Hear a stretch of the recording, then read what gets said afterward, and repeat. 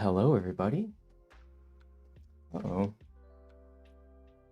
I forgot to put my my ferret camera up. Hold on a second.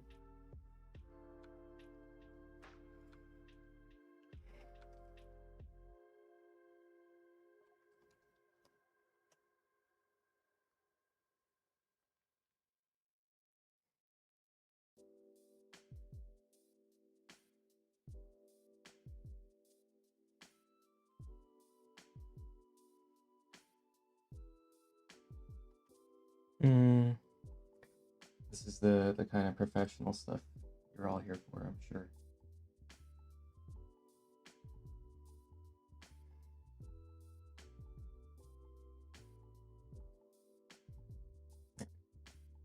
There we go. Now you have the ferret camera up. How are you guys all doing on your Juneteenth?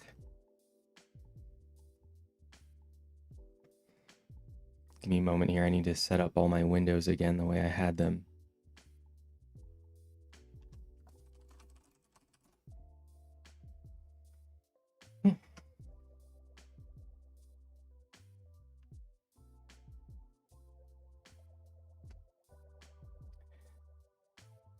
Cool. A lot of people seem like they're doing well. That's great. Well, so today, 7 years ago, I uploaded my first video to YouTube for this channel. You know, I had a personal channel that I uploaded gaming stuff to previously, but you know, now I have a professional channel, so.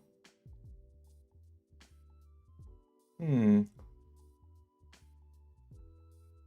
I have more things I need to work on here? Because I see a super chat and I don't see the.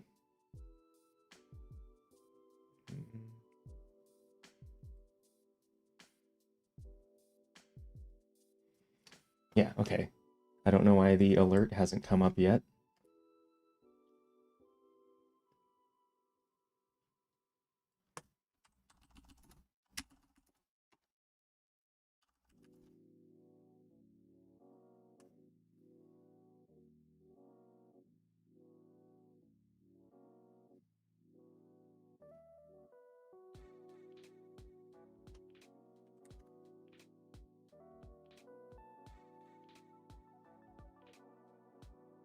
Why isn't my alert box going? Jeez.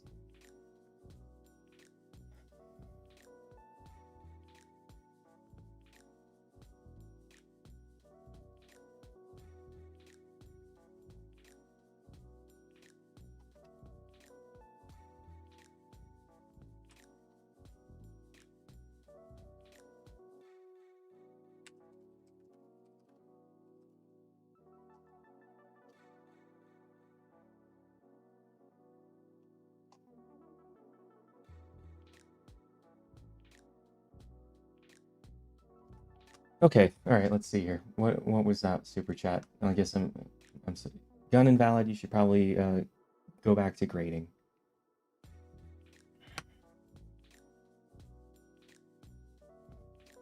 Now, see, I can see it down here, but the alert box isn't working. Why is that?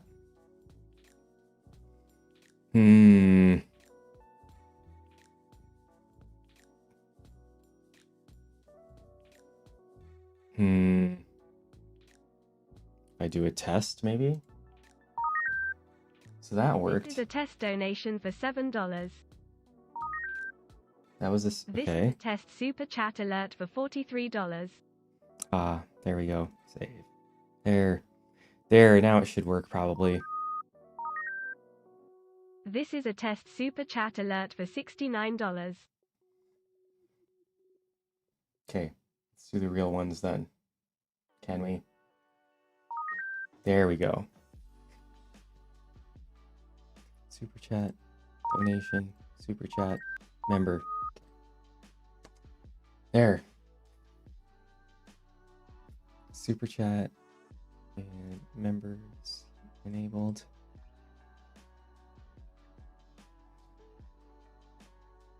Okay. Now that we're actually going, okay. um. So thank you for all of the congratulations on 7 years. Um. So I created the channel on June 16th or 17th, and I filmed and edited the video, and it went up on June 19th, 2016. And the channel was slow going at first. It took me about a year to get the first 1,000 subscribers, and then another year after that to get to 10,000 subscribers. And after that, that's when everything kind of took off. People always, I guess I always need to give a bit of history for the channel when I do one of these. So I used to do videos every week. I did a video every week. They were like 5 to 10 minutes long. But then the second year, I kind of dialed it back to every 2 weeks. And then it was a month, It was during the 2-week phase that the channel actually really shot up.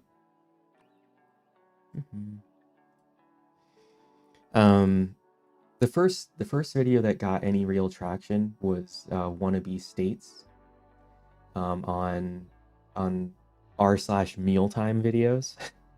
And then after that, it was the Oregon Trail video that got on r/videos.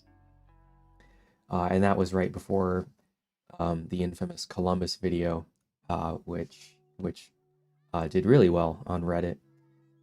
But even then, the channel didn't take off until the Japan Nanking video.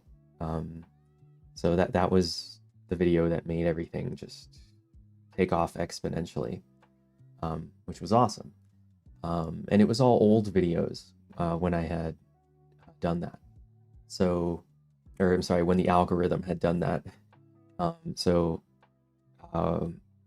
The thing I always tell people when they are asking me if they can be a YouTuber. Test of the emergency broadcast chicken.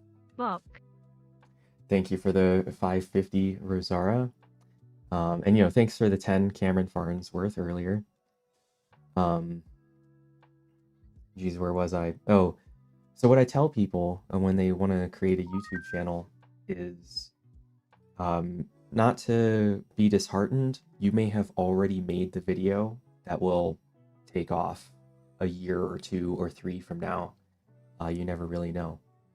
Now, I know there are some usual questions that I should probably get to. Happy 7 years. Thank you for the $5, Cernos.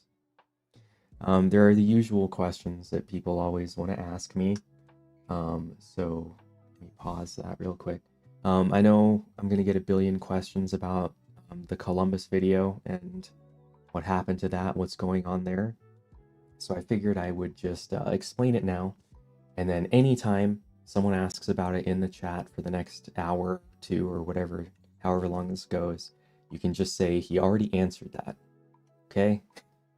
So the original Columbus video, the one that went up on December 2017, was a response to a bunch of left-leaning takes on Columbus that were fairly dishonest in using exaggerated numbers or misattributed quotes or what have you. So my original video was a response to that.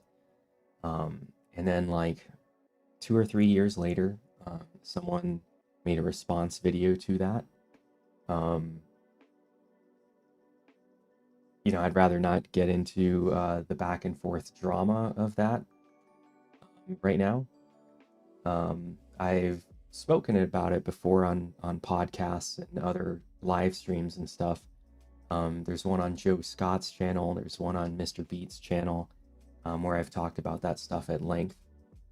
But in the end, the things I realized after that response was that I can't play the centrist anymore and do the devil's advocate stuff. So it was after that response that I started making characters, and now the characters are the ones that say the other side, the other take, rather than me. That way you can't, clip me saying the other side. It's obviously a character and the lights are different colors or what have you. So I try to make it more obvious when I'm portraying the other side. I really changed up the way I make videos in general. I feel like my videos are significantly more researched and just generally better since then. So I mean, the response video was like a huge turning point in improving the channel. Several months ago, I decided to take the old Columbus videos down just because no matter what I do, people come at me, calling me a racist genocide denier and stuff, a white supremacist and all that. So I was like, it's just not worth it to have those videos up anymore. They hardly get views anyway. I made the neo-slavery video about systemic racism and critical race theory. I made a 2.5-hour long video detailing everything that happened in the Native American genocide. I very clearly do not deny that it happened. Yeah, but even then, I make that video, and then still people from that crowd continue to call me a racist genocide denier. So I was like, what's the point? What's the point in even engaging anymore? So yeah, I just took them down, and I'm kind of ignoring any further questions regarding the Columbus stuff.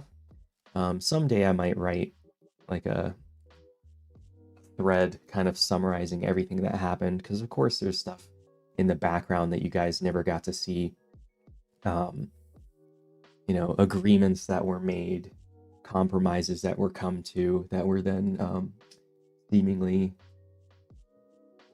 ignored later on. But in any case, I'm trying to put all that behind me. I've moved on. My channel isn't about responding to people or engaging in kind of petty leftist drama. The next question that always comes up is, am I still a moderate or a centrist? And I think the answer to that is pretty clear. I'm not. When the channel first started, I wanted to be, or I still wanted to, get a teaching job. So I needed to stay kind of center and not rock the boat or anything, because you have to be a centrist if you want to be a teacher. So I kept the channel that way for a long time. And it may have been around the time of the Columbus response that I was like, why am I still doing this? There really isn't any. I used to think it was virtuous to be a centrist, right? Like, haha, there's the people on the right and the people on the left, and they're both crazy, and I've risen above it. But I've sort of realized that there are a lot of things where there is no centrist take. You kind of have to pick a side, whether you're left or right. And I think the feminism video that I made, the straight white man's guide to feminism and social justice, that made me realize, like, why am I need to stop this. I just need to express my opinions when I have them. My opinions have changed dramatically as I've been working on the channel. I wasn't really pro healthcare for all until I made the healthcare video, where I dove into the topic and I wanted to figure out myself, like, how do insurance premiums and taxes and all that work. And I came to the conclusion that we should just do Medicare for all. So, you guys have seen my opinions change, like, in real time. So I'm definitely on the left. I'm not an extreme left. I'm not a communist or an anarchist. I agree with, Bernie and AOC. So whatever label they are, I guess. I've never really dug into what my label would be. I haven't taken the test to figure out. But I think it's a democratic socialist, something like that. So that's where I am. And if that's not left enough for you, then I guess, sorry. But okay, I see the super chats have stacked up, so I kind of want to make sure everyone's question gets heard. I'll be answering questions from both the super chats and the regular chat when I see a question that I can kind of answer quickly. Thank you from the bottom of my heart. Your video on Mormonism was what made me realize I was in a cult after 32 years. My children will never have to deal with the abuse I lived through. Thank you. Wow, okay, so I always feel a little taken aback when people say that my videos kind of woke them up from a cult. I mean, first of all, I'm not sure if I would personally call the Mormons a cult, just based on all of the other religions that I've made videos on. But it feels strange to be the person who took someone else's faith away. And I know you're going to say that you were already on the fence, or I didn't take it away, I just made a suggestion and you did it yourself. But still, being the person who kind of sparked it is kind of a heavy weight, right? And not something I ever really expected to happen. It's like, wow, I guess I have more influence than I thought I did. But in any case, you know, I'm glad the video was helpful to you. That was one of the more fun videos that I've done. However, it was also one that really messed up my thought patterns for several weeks, if not months. The sort of Mormon mindset had really gotten in there, and it took a while to deprogram. $1 for every year. Well, thank you for the $7 gun invalid. What timer did I put on here in between all of these?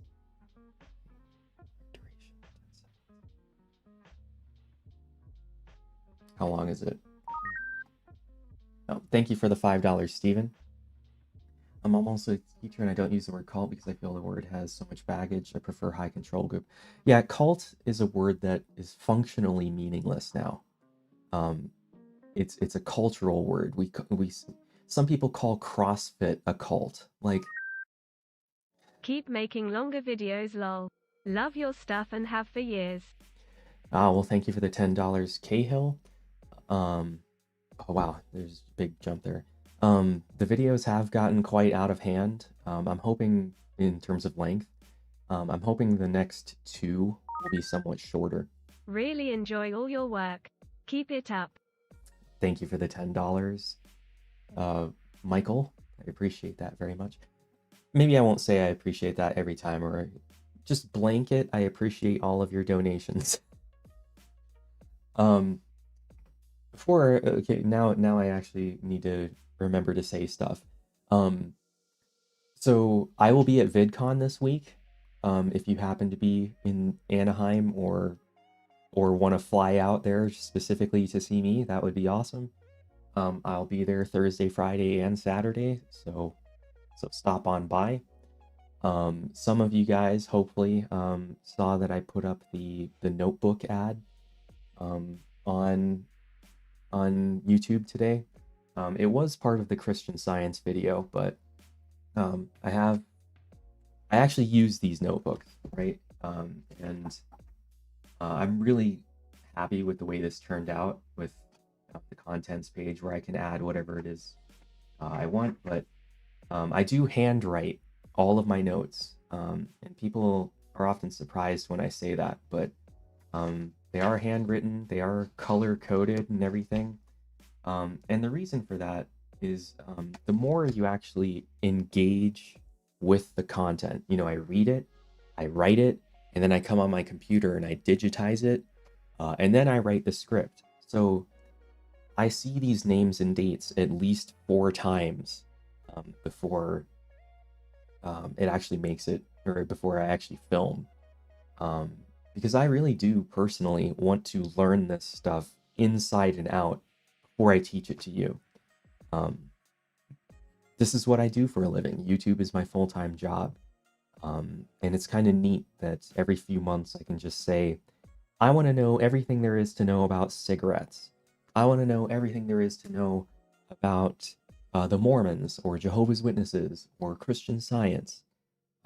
I want to learn what happened between the Civil War and Martin Luther King, right? So I deep dive on these topics and I learn them way more than what I actually tell you. This next video is on vegetarianism, and I have something like 90 pages of handwritten notes on vegetarianism. Jeez. How many pages is it really? 85. I have 85 pages of handwritten notes for this one. I'm guessing it's going to be about 2 hours, but we'll see. So, you know, get a notebook if you want one. It says pre-order on there, but it's not in pre-order anymore. They have that stuff in stock, so they'll ship it out as soon as you get it, or as soon as you order it. Ways to support the channel. I'm live streaming here today, but I normally live stream over on Twitch. Every day I'm live streaming over on Twitch. There's someone who says, "Oh wow, I had no idea that you stream," but I do. So, you know, hop on over there if you want to catch me weekly. I'm usually doing some sort of work research, or I'm making candy or something. You know, I'm doing fun stuff. So yeah, twitch.tv/knowingbetteryt, right? You can support the channel over on Patreon as well. That's a huge source of my revenue right now.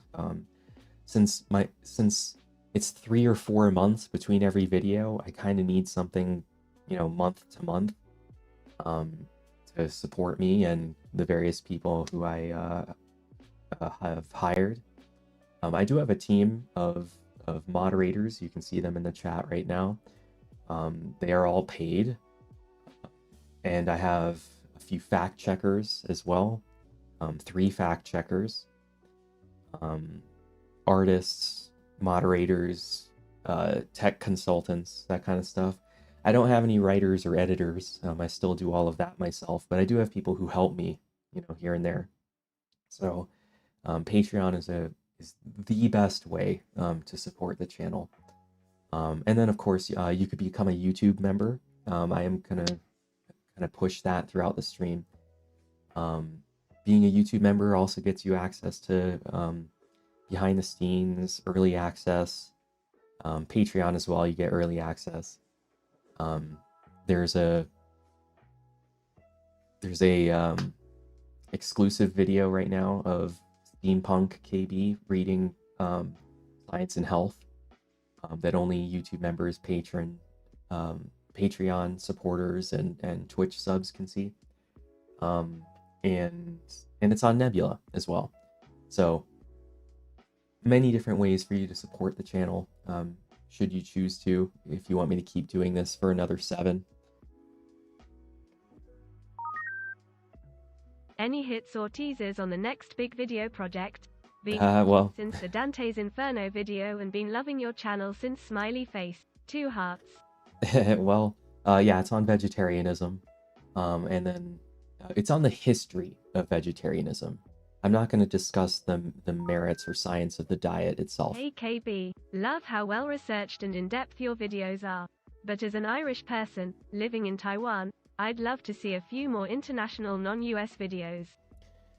So I get that request often, and I'm sorry, I haven't been doing those a lot lately, because, you know, I know American history. Like, I grew up learning it and then teaching it, and so I have more of a base of understanding for American history than I do the international stuff. But I do plan on you know, doing more international, wide-reaching, or at least not America-specific stuff. We know you aren't a white supremacist. Well, thank you. Thank you. Elijah Boo Jibob. Wow. I appreciate that. I made the time between these way too long. Oh, 5 seconds. The Seventh-day Adventists meme is funny and all, but here's my annual super chat humbly asking please make a video about the Amish and Mennonites folded hands pleading face Latin cross. Well, okay, so the next video might actually be a Seventh-day Adventist video. Do you have anything on Ukraine as a veteran? My only take on Ukraine right now, well, first of all, I support Ukraine. Obviously, Russia is the aggressor here. But as for America's involvement, I'm not for or against. You know, I'm fine with us selling stuff to them. That's going to happen regardless. But whether we should get, you know, militarily involved, I would say probably not. I think we've done enough the last few decades, right? I know the religion videos are hard to make, but will you keep giving us these deep dives? Seventh day, winking face. Okay, well, I just sort of gave you a hint there. Someone in the chat just asked, do you consider yourself part of BreadTube? And I definitely used to. But it seems like BreadTube doesn't consider me to be part of it, and so that's the answer to that, you know. BreadTube isn't really a community that the creators want to be part of. It's more of well, first of all, it's a subreddit. It's a left-leaning subreddit, and they decide who is in and who isn't. And they've made it pretty clear that I am not. I started your Patreon after the education video. I think your work is very important. Keep up the good work. And give the ferrets a runt from me. Well, thank you for the $5. I'm gonna go with my chin. I'm guessing that's how it's pronounced. YouTube push-ups when? Okay, so over on Twitch, I usually do push-ups for donations, and I'm obviously not going to do that today, or we'd be here forever. So I just change it from 5 to 10 seconds, and now it feels like an eternity. Happy 7 years, and tell your ferrets I say hi, please. Well, I mean, you can tell them yourself. They're right there. Both of them are not doing very well right now, I have to say. Peabody has adrenal disease, so he has to get an implant every few months in order to keep that at bay. It's a hormone implant.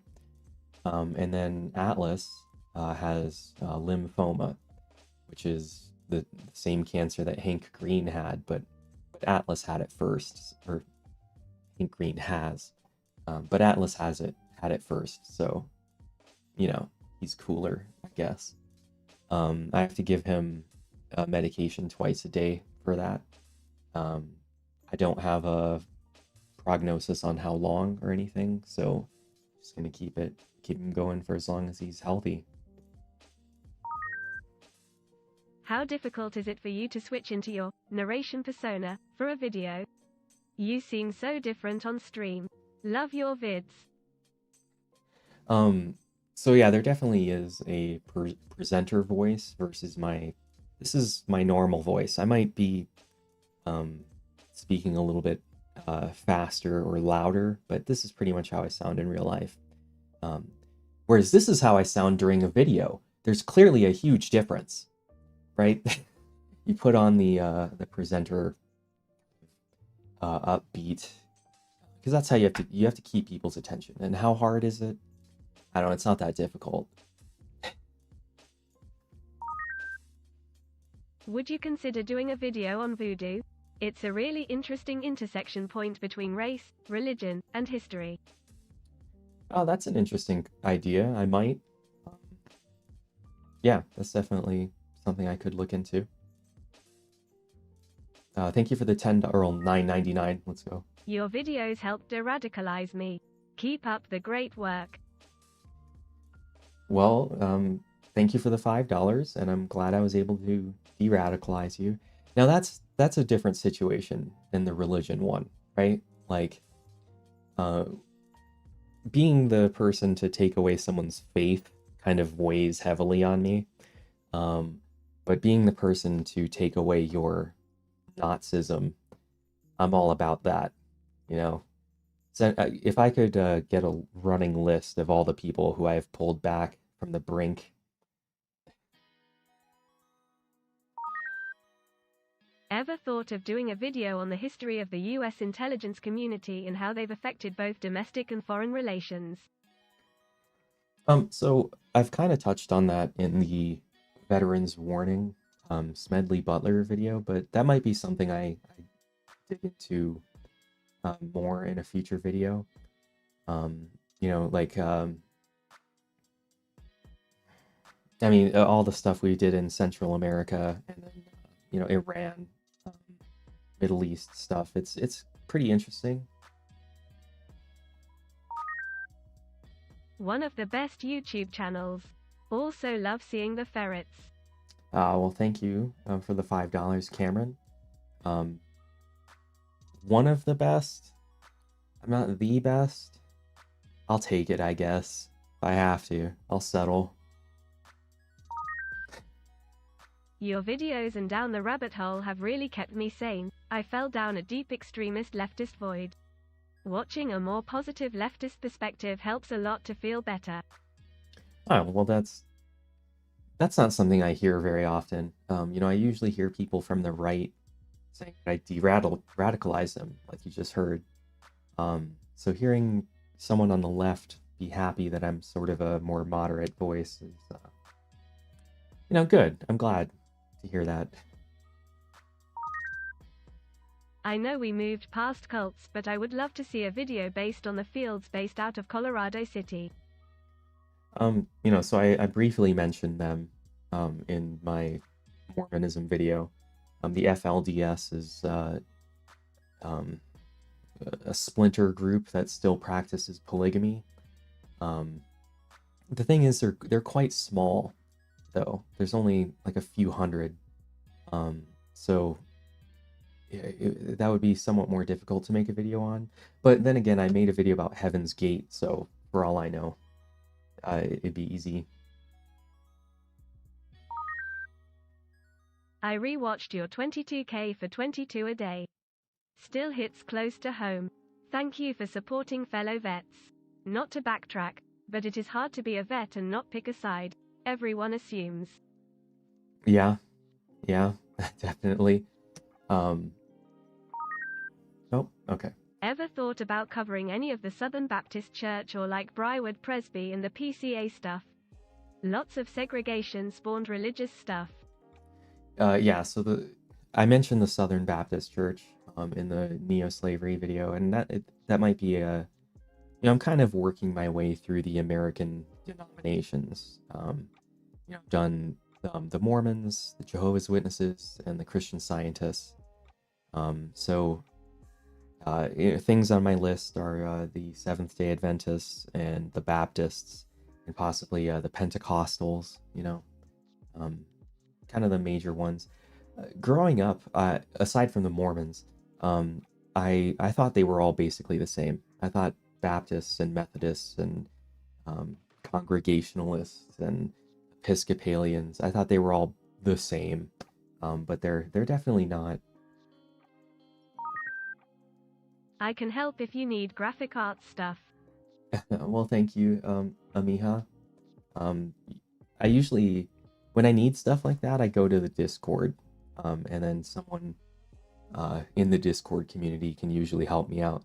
So if you want to be part of that, get into the Discord, either Patreon or YouTube member or Twitch subscriber, however you want to do it. All three will work. As a fellow Iraq veteran, how do you think your service affected your politics? I became significantly more liberal personally. So yeah, it definitely affected me. Let's see.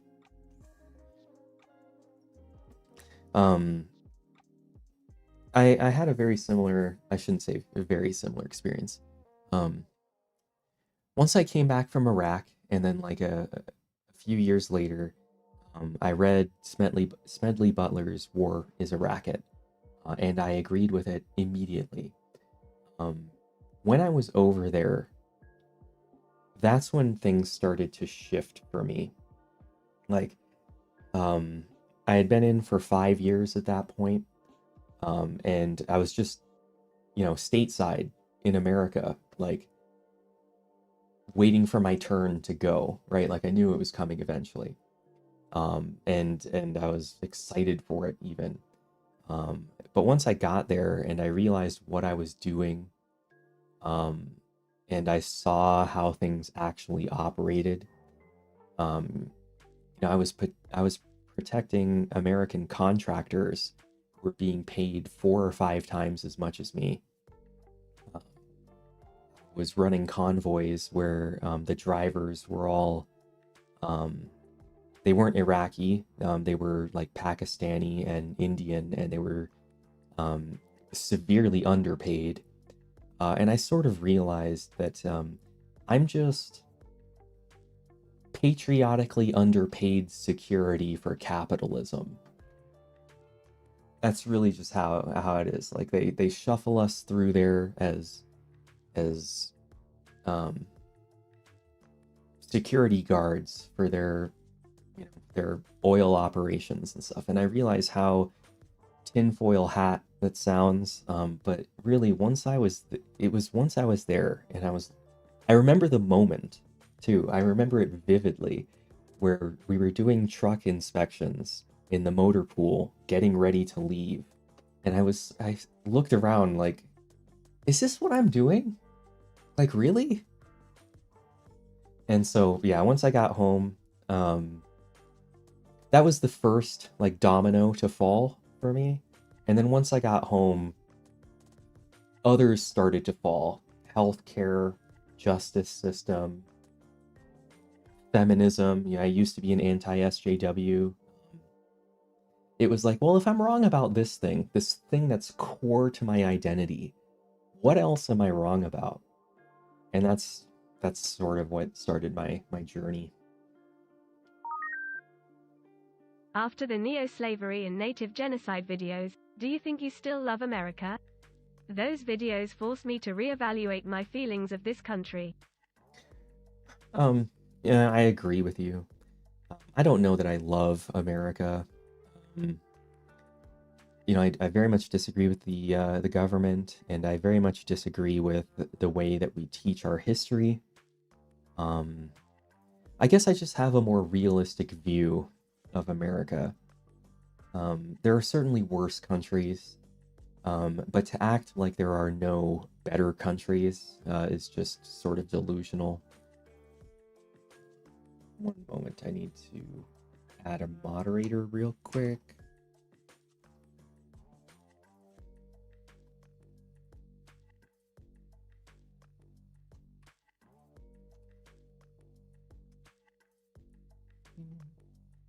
There you go. There you go, late moderator. I'm calling you out. You know who you are. Okay, continue. Fork subscriber a while, and a therapist at a rural high school. How much does your education and psychology background impact your topics? I mean, it obviously affects when I do psychology videos. And it's been a while. I think the last psychology video I did was like self-help. But yeah, I guess I'm not really sure that it affects like the history topics and stuff. You could say it affects the way I present my topics, but I think that's more of my teacher training kicking in than my psychology training. Mormonism is harmful. The decision to leave is their own. Sharing info they may not have known is a good thing. I'm Exmo. Be happy for us leaving. Okay, then I will take your word for it. Thank you. Dang it, I missed. Let's see. Where was that one? Was it Christina? Thank you for that. Hi KB, love your videos and formatting. Out of curiosity, do you or your team use a research log to keep track of sources? Yeah. From a fellow researcher less than 3. Okay, hold on.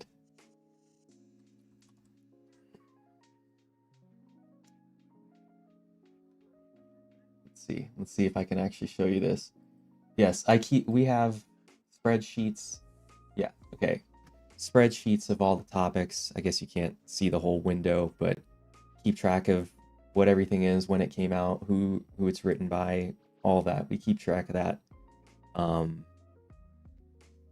So there's that, and then I have a, you know what, let's do it for Christian Science. I'll show you the Christian Science one.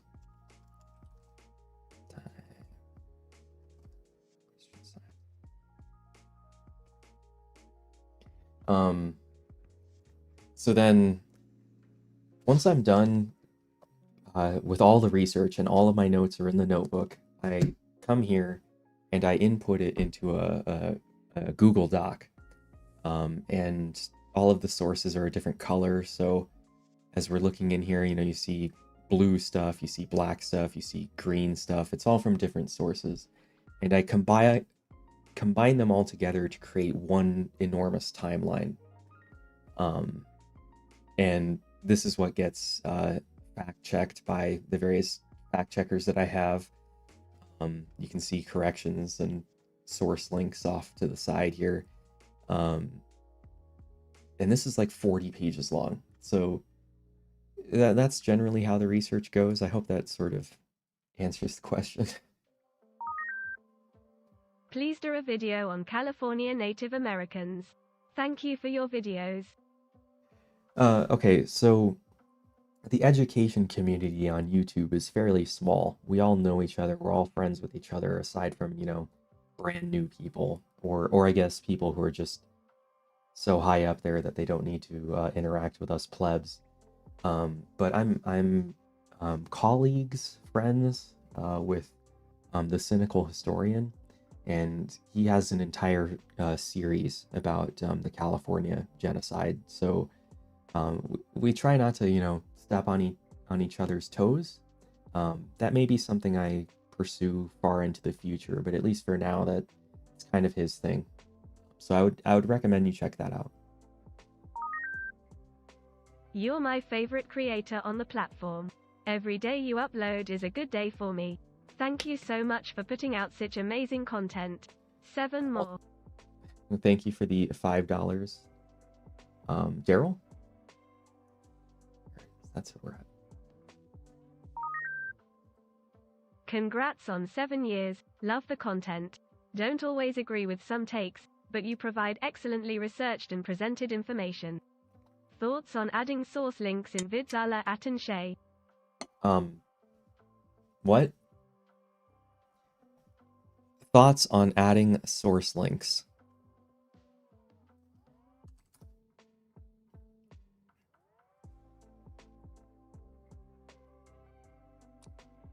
One moment.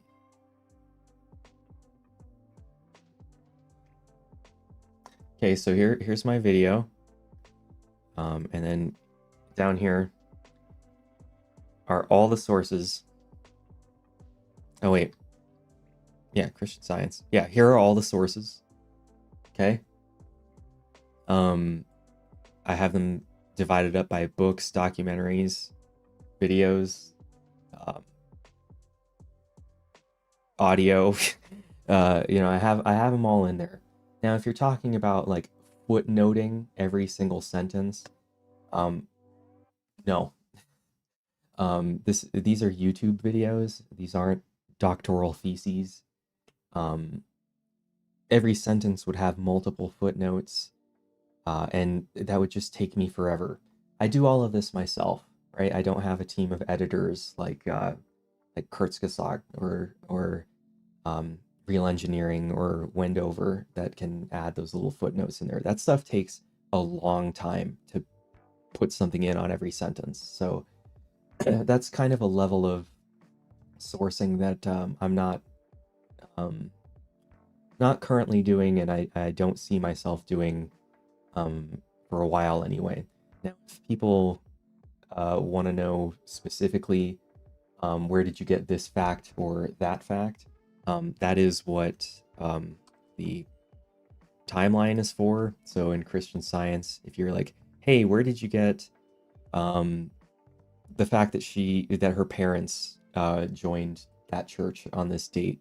Well, it's in blue, so I got it from this. There, that's how I know. Okay, I'm not gonna footnote on the video itself because I know on the back end where things came from. So, do I share the timeline?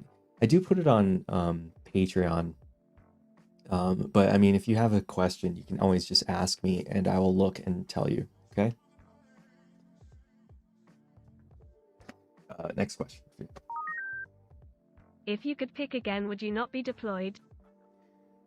No. This is one of those really tough ones because my deployment did drastically change the trajectory of my life in so many different ways. Many of them bad, I'll admit that. But also I wouldn't be here if not for that deployment. When I finally got my VA disability, that first check, I used the money from that first check to buy the camera that I used to start this channel. If I hadn't deployed, I wouldn't have started my political questioning. I wouldn't have been able to go to college the second time. That kind of stuff. Like, there's just, if I didn't deploy, so much other stuff just wouldn't happen. So. No need to read the name aloud if you find them problematic. Okay. How reliable or factual do you find other history tubers like Tick History? Okay, well, I don't know Tick History. So I can't speak to that. Like, that's the first time I've ever heard that name. Now, as for the accuracy of other history YouTubers, I'm not going to call anyone out by name. But there are quite a few of them who don't use books, who write their videos based on web searches, and let's be honest, Wikipedia. And those channels are quite easy to spot and pick out. And those ones I don't even watch them. It's kind of it's pretty obvious when they do it, and then I just tune out completely. You should definitely make sure that they're researching their stuff more in depth. But they're not all bad, and generally speaking, the larger the channel, the more trustworthy. So. Oh, well, thank you. I actually have no idea what currency that is or how much it is, but I appreciate it.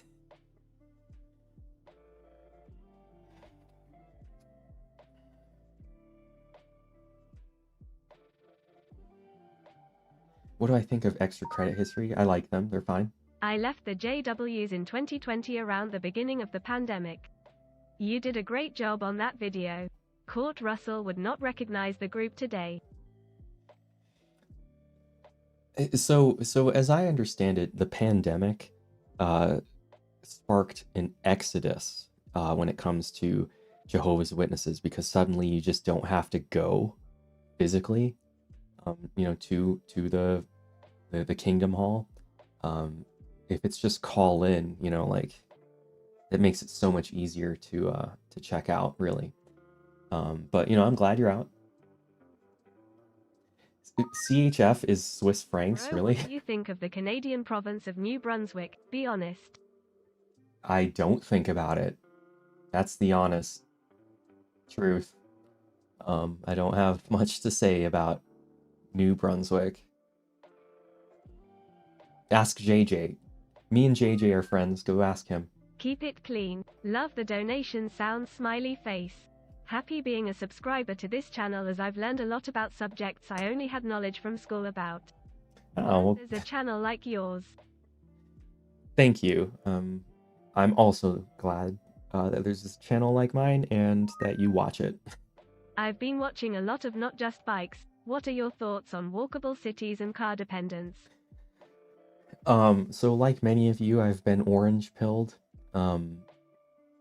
I binge watched a bunch of Not Just Bikes, and then no matter where I go, no matter what I do, I can't unsee. You know, I've been completely orange pilled. I see every terrible intersection. I see sidewalks that just end. It's awful. I would love to live in a more walkable place. Visiting London is amazing because the public transportation system is it's so good that it's almost a bummer to come home to America where it sucks. And the thing is, now that I've been orange pilled, when I look around, I don't see how we could fix it aside from just tearing it all up and starting over, right? Forgot to add the comment lol. Have another 10 Swiss francs. Do you live with a partner or a spouse? Yes, I do have a girlfriend. There's no point in hiding that anymore. I've had a girlfriend for quite some time. She has helped me with some of my videos. For example, she helped me get onto the reservation in the Indian removal video. She helped me get into the Christian Science Church for that video because she happens to have connections to both of those communities. But yeah, we've been together for a few years now. Sorry if that bums you out. Love your work. Thanks for doing everything you do. Thank you for the $5. Actually, I should also mention, people ask me all the time, where did you get that Starship Troopers uniform? Like, where can I get one? Blah, blah. And the answer is that was custom made by my girlfriend. She made that. Hold on, let me show you.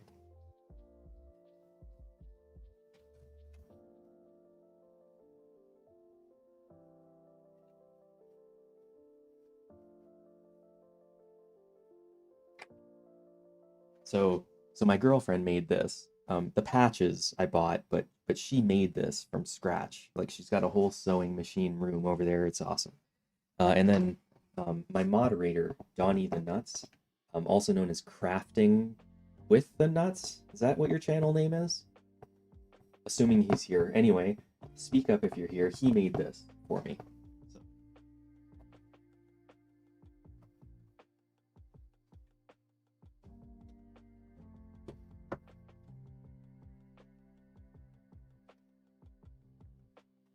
That is my actual prop closet. That is where all the costumes are kept.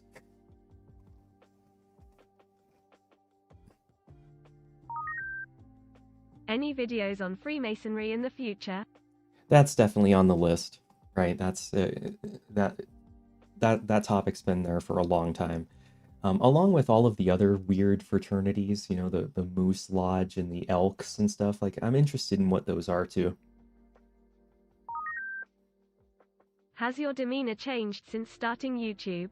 You seem less tolerant of BS on Twitter versus more willing to humor bad arguments. Congrats on 7 years. Okay, so I think the reason my opinion on that has changed is that after so many years of doing this, it's so disheartening for someone to come at you with an argument that you debunked, you know, 5 years ago. It's like, oh man, you're 10 years behind the discourse on this one. And so I have very little tolerance for that. You know, when someone comes at me asking about the Corwin Amendment, like, oh yeah, Lincoln didn't want to get rid of slavery. Well, what about the Corwin Amendment? And I'm like, oh, like that's a 10-year-old, 20-year-old talking point at this point. I'm so tired of hearing it. And so I have very little tolerance for it. And I'm just like, get out of here. You know, I've realized that I spend way too much time trying to convince one person of something.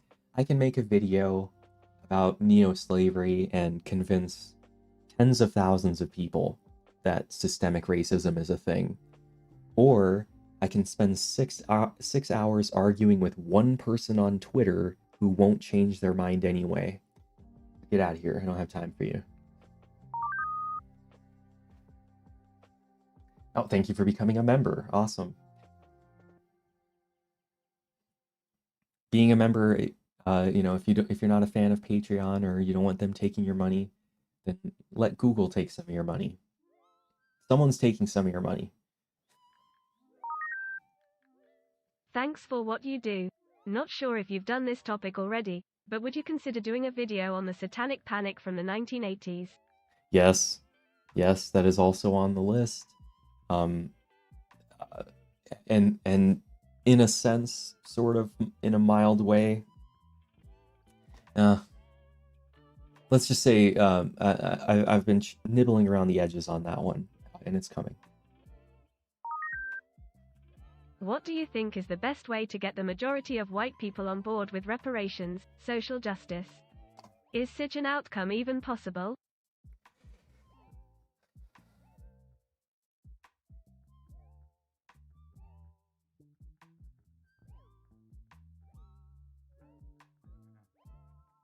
I don't know.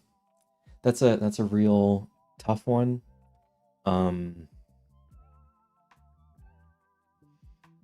Because it usually takes something big to shake a right-leaning white person out of that mindset. For me, it was a deployment, right? For other people, it might be a significant medical expense or a legal situation. Yeah, it usually takes something really bad to shake someone out of their current mindset. So there's really no way to institute that on a mass scale.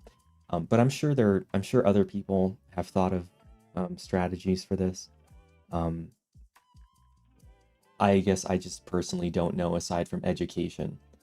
You know, I try to make my videos and I direct my videos towards those people, right? The people who are like center right leaning, because that's who I used to be. So I kind of target myself or target my videos to them, and that's the best I can do, I think. Absolutely not tinfoil hat. We feel very similarly. Iraq radically changed my perspective on American superiority. I find it hard to be proud of my service because of that. I love my army buddies, but that's about it. You love your army buddies? I gotta say, as time has gone on, I like less and less of them. Fewer and fewer of them. Thank you for the $5. Rinse. Do you think we could actually drop capitalism? It's a tough one. It's a tough one. Started at Columbus, you de-radicalized me since. Oh, well, good.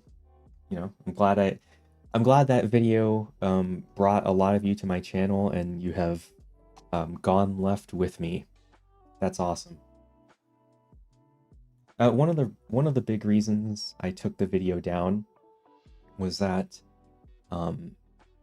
it was being shared by right-wingers as a defense of Columbus Day.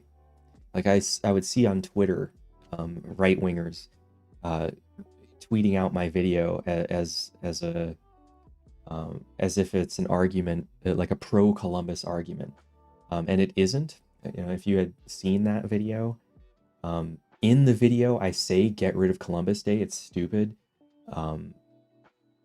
It's as if nobody watched the video. They just saw the title and thumbnail, which admittedly was provocative in order to get clicks. Not my best choice, obviously. Do you find it weird that people still immigrate to the US despite the history? No, I don't find that weird. You have to remember who the average person is. They aren't as connected to the internet or politics or news. They just they kind of keep their head down and do their own thing. And so even people in other countries who want to immigrate here, for decades, if not a century, they've been told that America is the greatest place on earth, and that's where you should go if you wanna make it. And I don't think that's going to change because of one bad president or even a series of bad presidents. I think it would take a lot more for people to start second guessing whether America is really the place to come.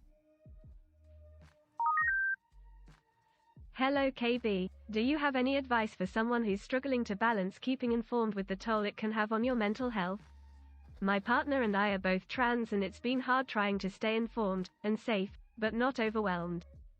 I don't have an answer for you. I've been in therapy ever since Iraq. I still see a therapist every 2 weeks. And I get real depressed because of the news. And I'm constantly like, I need to be doing more. What can I do about this? I should be out there doing something, but or whatever. And the advice I've gotten from every therapist I've had is maybe you need to disconnect. Maybe you need to read the news less.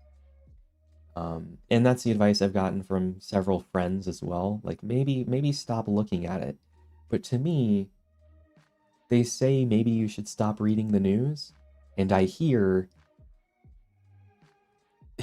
maybe you should be a less informed citizen. And I'm like, really? The answer is to just bury my head in the sand and not pay attention? But then it's going to get worse if I don't pay attention and like make videos about it and tweet about it. Because, tweeting fixes it. Do you think you'd ever do a video on sports and how it has been used to affect American society, politics, not the history of the sport itself? Oh, well, I've never had that idea, but it's certainly an interesting prospect. I'll throw that in the hat and see what happens. I discovered your channel over the past year, and as a veteran and a trans person, it's been wonderful to see other vets who also think critically about the country and are able to so effectively communicate it. Well, thank you. And thank you for the $20. Melodic lyrics. Will you make a video on Less Wrong, Udowski? I don't know what that is. So I don't know. If I don't know what it is, I can't really, I mean, I'm assuming it's a channel of some kind since, yeah, but I'd have to look into that. Would you ever consider doing videos on location if you had the resources to? I mean, I have been. When I'm able, anyway, I try to. First of all, there has to be something that it has to add to the video in some way. So, going to the reservation, I thought was extremely valuable. Going to the Oregon Trail ruts for that video, I thought was extremely valuable. For Christian Science, I did go to a church, and I sat through a service and everything, but like filming in front of it or anything like that, I didn't think would add to the video. So there has to be like a significant value that can be brought for me to do it, because filming on location is extremely difficult. Extremely, especially if I want to do it in a more professional manner. I love your videos on neo-slavery and Indian removal. Do you think that America will ever atone for the awful things we've done in our past? Oh yeah, yeah, I think we can, and I think even possibly we will in the future. The thing is, what white people seem to misunderstand about reparations is that it wouldn't. Well, I guess it could be just a cash payment, but I think that would be the least effective way to go about it. We should do what we did in the first place before we reversed it. They should all get land, or they should open up the ability to claim land. There's still plenty of land to be given away. Or, perhaps needs to be redistributed. If that's what needs to be done. But land. It needs to be land. Because that's white people are in the middle class because of land ownership and the ability to pass land down to the next generation and then sell it and mortgage it or whatever you need in order to keep your income at a certain level, or your standard of living, I should say. Oh, thank you for the donation, Eduardo. I appreciate that. Thanks for your service. Thanks. Do you have any plans? Yes, I do have plans for a Seventh-day Adventist video. There we go. Are there any history or politics content creators that you personally watch but don't think people will have, likely, heard of? I don't think there's anyone that I watch that aren't at least a little bit popular.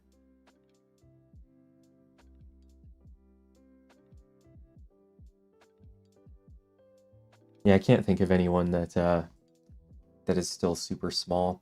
I've noticed that there's been kind of a drought of new education creators the last year or two. Like there was a spike in 2020, when we were all stuck in our homes and people decided that they needed something to do. But I haven't seen any new ones for a while. I am an ex-teacher, yes.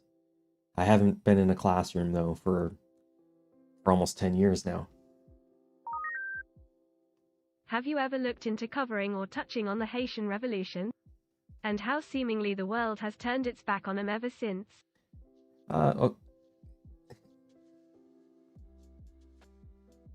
Not specifically, no, but I may in the future, yeah.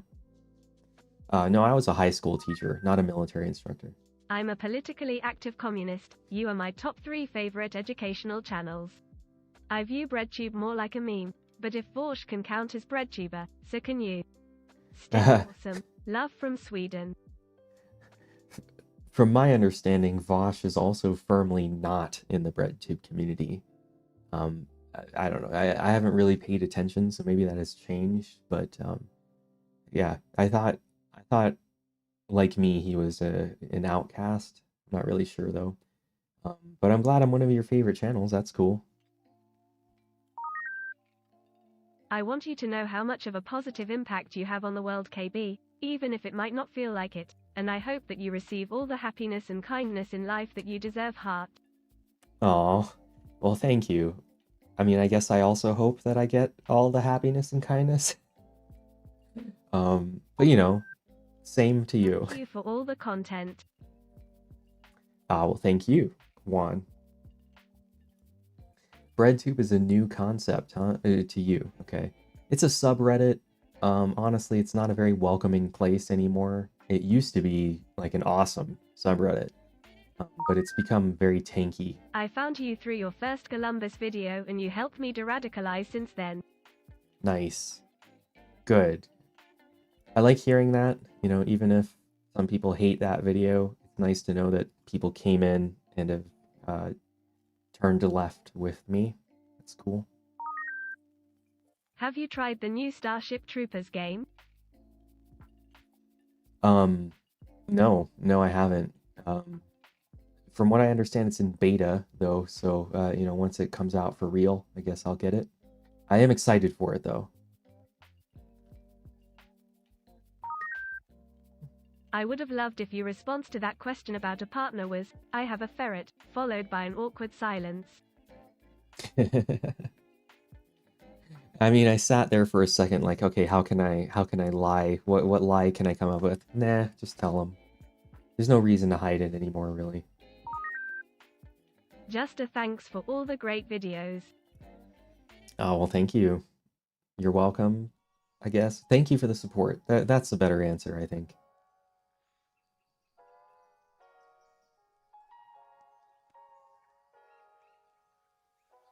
Do I know Three Arrows? Yes. And I like his stuff, yes. Have you thought about making a video on the Orange Order, discrimination in the north of Ireland? I'm not familiar with the Orange Order. See, this is what I'm talking about. Like, I'm very familiar with American history and I can discuss niche topics, but when someone brings up a niche topic in another country, I have no idea. And that's sort of why I shy away from doing histories of other countries. Like I did a UK video and I did an Ireland video, but I also know, looking back on those, that they're full of holes. Like there's so much missing.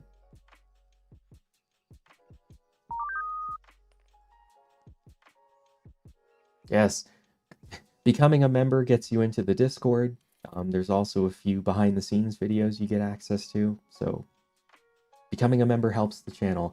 Oh, Soph's Notes is in the chat. Soph's Notes, she and I go way back. And yes, she appeared in the Ireland video. Everybody go subscribe to Soph's Notes. She's awesome.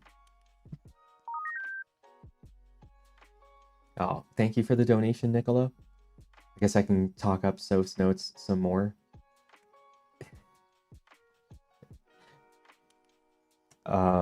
She did a live stream today. I don't know if she has that up. You should go check it out because I was in the chat of that as well. Why do you think people are so disconnected or apathetic with politics? I have family who don't understand why I follow it so closely. Because, well, okay, I'm guessing that your family is white, and that's because they don't see, it doesn't affect them. It hasn't affected them personally yet, and so they don't care. I think up until Trump, it was very easy to say that the parties were similar, because they kind of were. The Republicans and Democrats, up until Trump, were lockstep on basically all economic and foreign policy issues. Since Trump, the only thing that they've really kind of diverged on are social issues. You know, the Democrats are, I wouldn't even say pro-LGBT, but they are definitely for protecting LGBT, right? They're definitely for protecting gay marriage.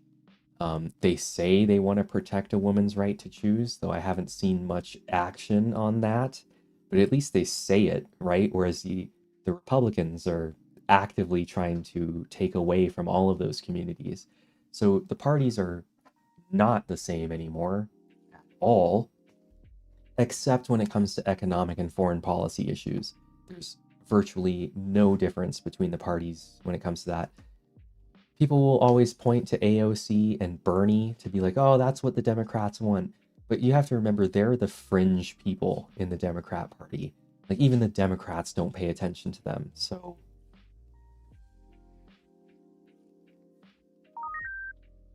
Do you like death grips?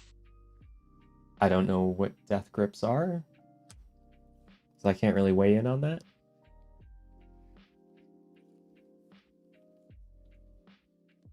Any thoughts on Second Thoughts videos? I feel like Second Thoughts videos are all about communism now. Your work is second to none. I have enjoyed watching your videos for years and look forward to the next 7 years. Oh, well, thank you for that, Matt. Or, sorry, geez, Mad Mike. I like Second Thoughts videos. It feels like he kind of hits on the same topics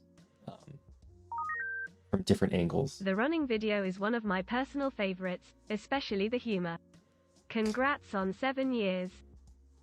So the running shoe video is where there's such an obvious change after the Columbus stuff, the Columbus drama. It's really the only way I can refer to it. You can, hopefully anyway, you can tell the huge change in the way I did things. Like I really did have kind of a, well, Soph is in the chat. She can tell you I had like a real existential crisis about how to, what direction to take the channel after that. So the running shoe video was kind of my reset. Like it's not political. It's about some fun thing off to the side that I personally care about. And you know, that's when I started with the characters and the light changes and stuff, so that it's more obvious when I'm doing the devil's advocate stuff. Why did people join the military post 9/11? It's hard for me to empathize with Iraq, Afghan war veterans, but I respect you and I want to know. I mean, after 9/11, everybody in the country, everybody, left, right, center, was angry and wanting revenge. It was very much the same as after Pearl Harbor. Like there were American flags everywhere. Everyone was, I mean, the racism against Muslims skyrocketed, but everybody was kind of out for blood. That's sort of how, there's no other way to put it. I was in high school when 9/11 happened. I knew I was going to join the military before that anyway, just because my dad was in and his dad was in, so it was kind of a family thing. But after 9/11, I mean, that cemented it. Like there was, I was already going to do it, but now like I'm super gonna do it. Yeah, lots of people joined the military after 9/11. Now, you know, after 2010 or something, after we had like long overstayed our welcome, that's sort of when I think people were becoming wise to what's going on and recruiting started to slip. But yeah, I don't know. It's hard for me to look down on anyone who joined post 9/11 just because I was part of that wave. Yeah. I joined the military between between Afghanistan and Iraq. So we had already invaded Afghanistan and we hadn't invaded Iraq yet. We did that when I was in, no, we did that like a few months before I went to basic training, but I had already signed, so. Speaking of native genocide, there's a Scorsese film about that coming out soon. The Killers of the Flower Moon. Surprisingly good reviews as well. Oh, well, I'll have to check that out.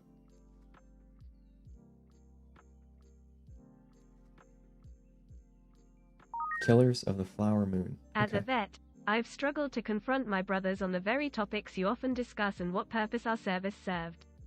Have you had similar? I guess I just don't talk to the people who are still gung-ho America. Not like I've had a falling out, but you know, I see what they post on Facebook and I've just sort of let those friendships fade. It's been 13 years since I got back, so it's a lot of those friendships have just sort of faded with time anyway, so. Military now is much different than it was 10. Yeah, when people ask me, like, should I join the military? What's it like? I'm like, I have no idea.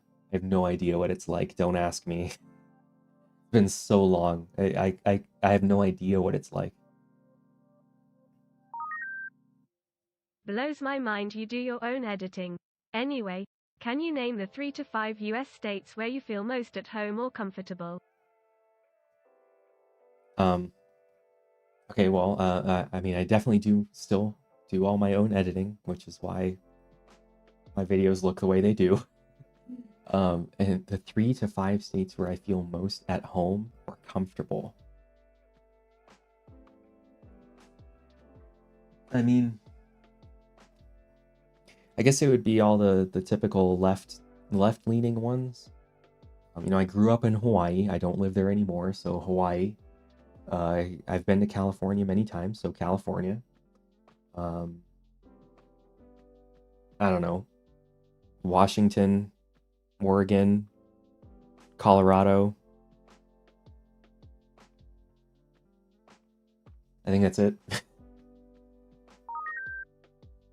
You, Atin Shea and cynical historian deradicalized me from the lost cause and much more. Your neo-slavery video also left me speechless for days. Keep up the incredible work and thanks again. The neo-slavery video made me furious.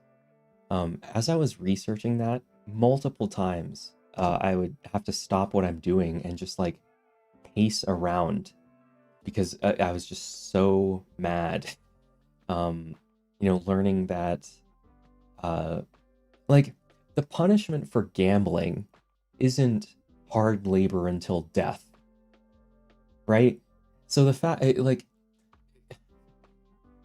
I remember hearing people like, hey, if you don't want to go to prison and do hard labor, maybe don't commit crimes. And now I know what the crimes are. And it's not like, you know, if you murder someone, yeah, you should be breaking rocks until your time is up, right? You should be doing hard labor of some kind, I think. I shouldn't say I think, not today, but back then, if you murdered someone, you should be doing hard labor until your time is up. But that's not what it was. It was being unemployed. It was carrying a razor in your pocket. Like, really, the punishment for carrying a razor is hard manual labor until death? And like, that's, yeah, it made me furious. And learning the ways we've covered it up, or the fact that we almost did the right thing, but then we reversed it for some reason. Just stuff like that made me so angry. So I'm glad it affected other people as well, but it was one of those. I think that video more than any other, I felt like I had to do this as like a service. And I think I came through in the video, so. Congrats to the 7 years, and for many more to come. Thank you. Andrew Johnson is the worst president. Like, I would put him above Donald Trump as the worst president. Who is your favorite mod and why is it Rozarah? So Rozarah is my community manager and production assistant. She was the first person I hired, like, I guess it was 3 years ago now. Since then, I've expanded the team. I have 4 moderators and 3 research assistants. No writers or editors, like I said, but yeah. Yeah. It's hard to believe it's been 3 years. Ever since COVID, time has just, it's meaningless. I am a college instructor, and your videos, especially on slavery and Indians, have really helped me break out of the standard myths in my lectures. Good. A lot of people seem to think I was lying when I said that this stuff just isn't taught. You know, maybe because they personally learned about it, but in the mainstream, on a wide scale, it's not taught. Every high school I've ever worked at never got to US history after 1865. It always ended with the Civil War, and then you never hear anything else. When I went to college, I took US history to 1865 again, and I don't even think post 1865 was offered, or at least maybe it conflicted with something else, but like I I was never exposed to like what happened during or after Reconstruction until I researched it myself. Since finding your channel, I've finished 2 degrees and am now working as a therapist. And the phrase, "and now, you know better," has done a lot to influence my choices. Thank you and congrats. Well, you are definitely doing a lot more with your life than I am with mine. I mean, since you found my channel, I'm still here on the channel. You have 2 degrees and you're a licensed therapist. You're winning. Between you and me, you're winning. Thank you for becoming a member. You know, the monthly subscription stuff, whether it's YouTube or Patreon or Twitch, does help the channel. It keeps like my baseline income or revenue at the same place. Yes, I am a gamer. I'm playing Diablo 4 right now. International relations schools as harbingers of imperialism, according to some leftists.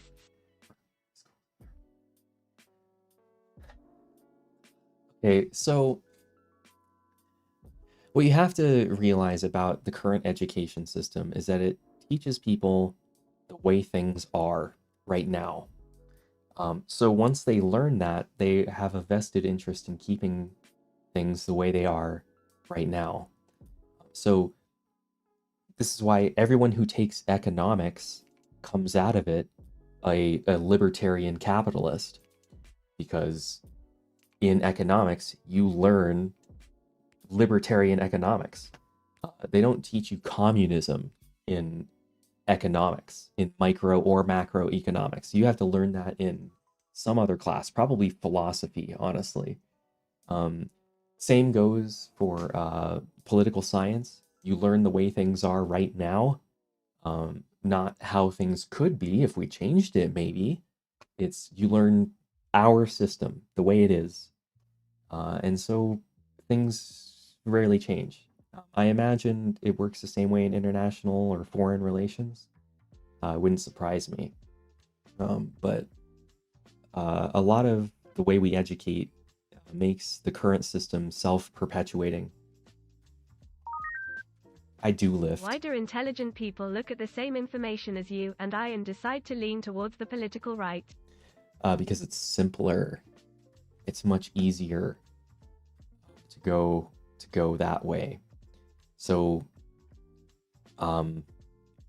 this is the example that's in my head right now because we've been talking about neo-slavery so much.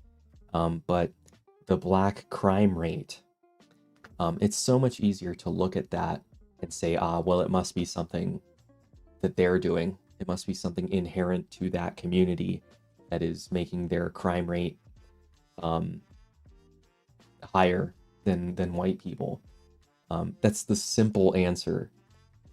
The correct and more complicated answer is years of abuse by the judicial system, abuse from the banking system, abuse in education, in transportation, abuse throughout the system. This racial discrimination, systemic racial discrimination that has gone on for over a century, with redlining and packing them into impoverished communities and over-policing their neighborhoods. The idea that a cop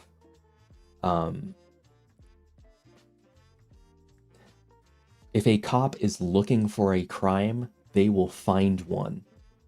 That is a concept, a completely alien concept to a white person.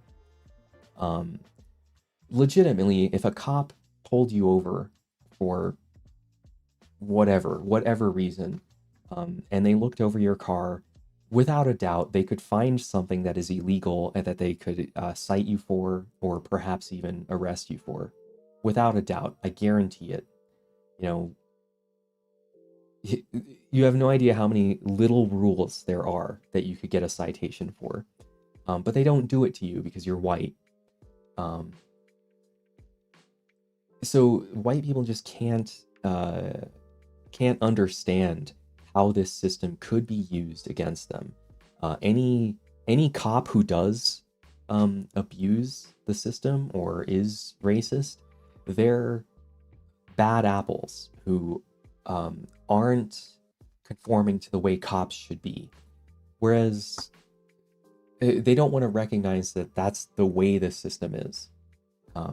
So yeah, it's already like I've had to explain so much about what the complicated answer is, where the easy answer is, well, it's just because there's something wrong with them, right? And it's that way for everything. Why is the banking system the way it is?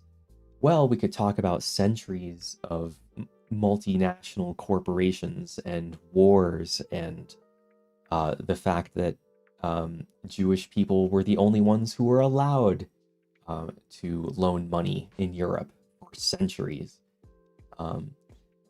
Or you could just say it's because they control everything, right? They gravitate towards the easy answers, and that's just how it is.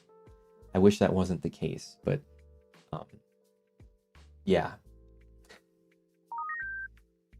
Why do you think it seems like there are so few women in HistoryTube?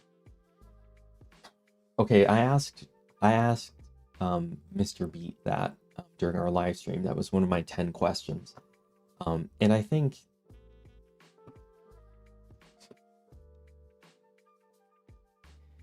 the history community on YouTube leans conservative. It leans to the right. Dare I say it even leans into white supremacy. A lot of history channels that like really focus on Rome or European medieval history, Middle Ages, even Renaissance. If they focus on European history and they're talking about kings, queens, knights, or Roman emperors and legions and stuff, there's a reason, right? It's because they are pining for the glory days of Western civilization. And with that comes chauvinism and this idea that white women they're pure and need to be protected and stuff like that. And that view just generally has a negative depiction of women. And it's a lot like gaming, in a sense, in that history is the man's domain. So any woman who dares venture into history, they're going to get harassed for the fact that they're a woman and for the fact that they're trying to get in on our genre. That and history is very male centric, just because that's throughout history. We have a patriarchy. Men have been on top, so men are the ones leading countries, leading armies, and they're the ones who get talked about. Now, there are a few who kind of talk about history adjacent things, like Bernadette Banner comes to mind. She does a lot of historical fashion stuff. Kaz Rowe, as many of you have mentioned in the chat. The stuff I've seen, okay, you might have to correct me on my pronouns here. I'm pretty sure she goes by she, her. If I'm wrong, please correct me. But she does a lot of, actually, she talks about stuff that I'm touching on in this next video. That's Victorian medicine and Victorian attitudes, their cultural values, that kind of stuff. If there are others that I'm forgetting right now, I apologize. Okay, it's they. I'm sorry. Please go back and mentally correct everything that I said. My bad. I apologize, Kaz. But yeah, I think the history community just isn't very inviting to women because it is filled with a lot of alt-right type people. And I think the topic itself is very male-centric. And that might be somewhat of a turnoff as well. It's the same reason there aren't a lot of people of color in Resistance history. onto radicalizing someone, changing their views successfully. It's something I've found difficult living in the Deep South. Okay, sorry. That's also why there aren't a lot of people of color in the history space as well. It's the same reason. History is dominated. The history community right now is dominated by a lot of white Europeans, white male Europeans. So, okay, your that other question that I just saw. Did I miss it? Okay. Any thoughts, suggestions on de-radicalizing someone? The only thing I can suggest is how I was de-radicalized, and that's being shown the right videos. You know, if you get into an argument about race and IQ, you have to pull up Sean's video on the bell curve. If you're in an argument about Charlottesville, you know, you also have to pull up Sean's video on that. If you're arguing about neo-slavery, hey, I'm not going to tell you which video, but hopefully you can find one. You just got to show them the right video, and hopefully they have an open mind to at least sit through it with you. Been watching for years, definitely my favorite channel. You ever thought to do a video on the Plymouth Brethren? When you say Plymouth Brethren, are you talking about the Pilgrims? Because I've definitely done a video on that. If you mean something else and I'm not familiar with, the Sean's channel name is Sean. Opinion on reaction channels.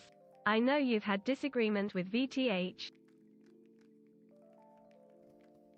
Yeah, I disagree with reaction content in general. I think it's lazy.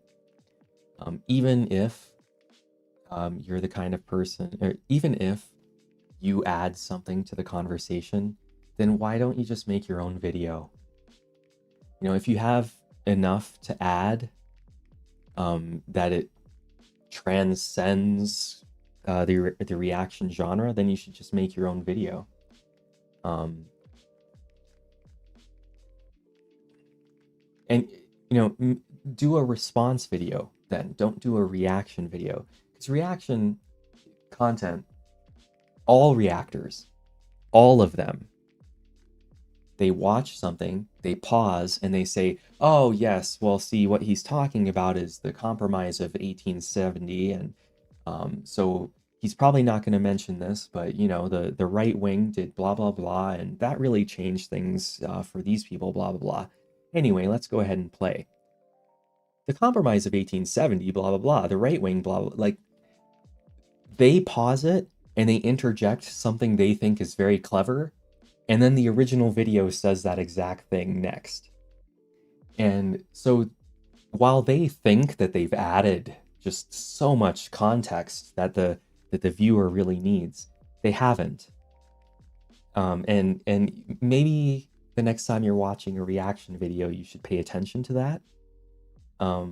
Because that, once I started to notice that pattern, that was it for reaction content. I don't mind response videos, you know, when someone watches the entire thing, like what I do to PragerU. You know, I watch the entire video, and then I use the pieces from it that I need in order to make the argument that I want. But playing the entire thing, pausing, making some jokes, playing, pausing, making some jokes, playing, no, that's useless. I have more respect for it if you're doing it live, but recording it and putting it on YouTube is just lazy content. It's lazy. Make your own video. What do you think about the US two-party system and whether a break in the two-party system will help? It seems neocon plus identity politics, abortion, etc. So the two-party system isn't going anywhere. Until we fundamentally change the way we vote in this country, we have, you know, first past the post. And as long as we have first past the post, there will be two parties. There's just no other way. Because any third party is going to have to take votes from one of the two, which just means the one that you disagree with the most is going to win. That's, yeah. So we have to figure out how to work within this system to push one of the parties left, well, let's push them left. Okay, I'm not going to say left or right. Let's just push them left. And that's the only way we can really affect change is in the primaries. That's yeah. I would argue Woodrow Wilson as worst president. Nah, disagree. If anything, he made Andrew Johnson worse, but I still think Andrew Johnson is the worst.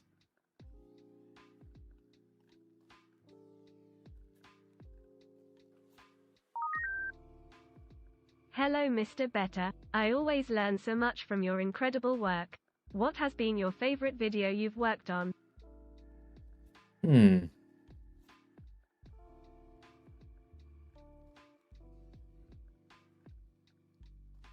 My favorite video that I've worked on.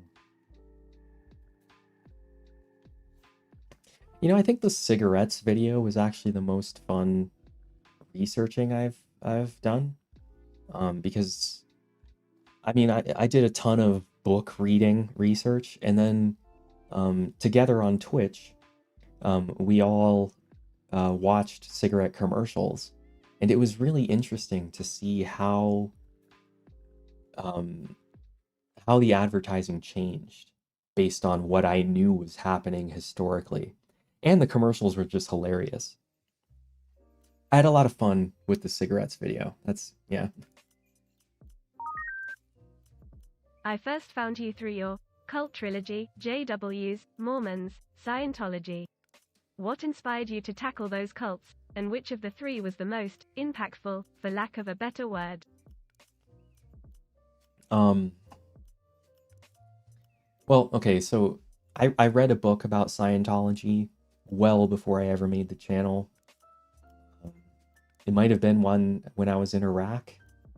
And I just thought that was super interesting. So when I started the channel, and I wrote my big list of future topics, Scientology was on there. I think that was the only religion, actually. So I made the Scientology video, and that was a one-off. There it is. So that's why that one. As for like Mormons and Jehovah's Witnesses, I don't know. I don't know what really got me to do those. It's just the right topic at the right time. And then which one is most impactful? I guess I would have to say that the Mormons are, since they're the largest. They've definitely had the most political swing in this country. And probably the most impactful on my mental health as well. Who would you want to be president? I'm tired of bigots and tools for the rich. I mean, Bernie would be a great choice. I would go with Bernie. I don't know who the up-and-comers in the Democrat Party are aside this year. Loved your vid in Mormons. I'm an ex-Mormon and I used that vid to teach my fiancé about my crazy background. Well, good. I'm glad my video was useful to you in your upcoming marriage. Good luck, I guess. Congratulations, I guess. I don't know what to say. Everything has nuance. Black and white is for children. I'd argue that nothing is black or white. I would, you know, I think some things are pretty black and white, right? But so I wouldn't say nothing. I think maybe the spectrum of shades of gray is wider or narrower, depending on the topic. Like, for me, gay marriage is black and white. There's no middle ground on that one. It should be allowed, period. End of story. I don't think there's nuance to that one. You know? Happy 7 years. I wish you and your channel continued for years to come. What inspired you to create the channel? You're great, awesome. So after I graduated with my second degree in psychology, I was applying for grad school, and my professor, my mentor professor, told me that I should start a vlog, or should start a blog, like a written blog. And I was like, are you kidding me? No one reads those things. But I have always wanted to start a YouTube channel. So I did. I started a YouTube channel. I started on, June 16, but the first video went up June 19th, 2016. So right after I graduated, like 2 weeks, 3 weeks after I graduated. What is your opinion of Biden's withdrawal from Afghanistan? First of all, it wasn't Biden's withdrawal. This is something that has pissed me off for years. Because we also blamed the withdrawal from Iraq on Obama. When George W. Bush is the one who signed the Status of Forces agreement that would withdraw our troops in 2010 or 2011, I forget which year it was.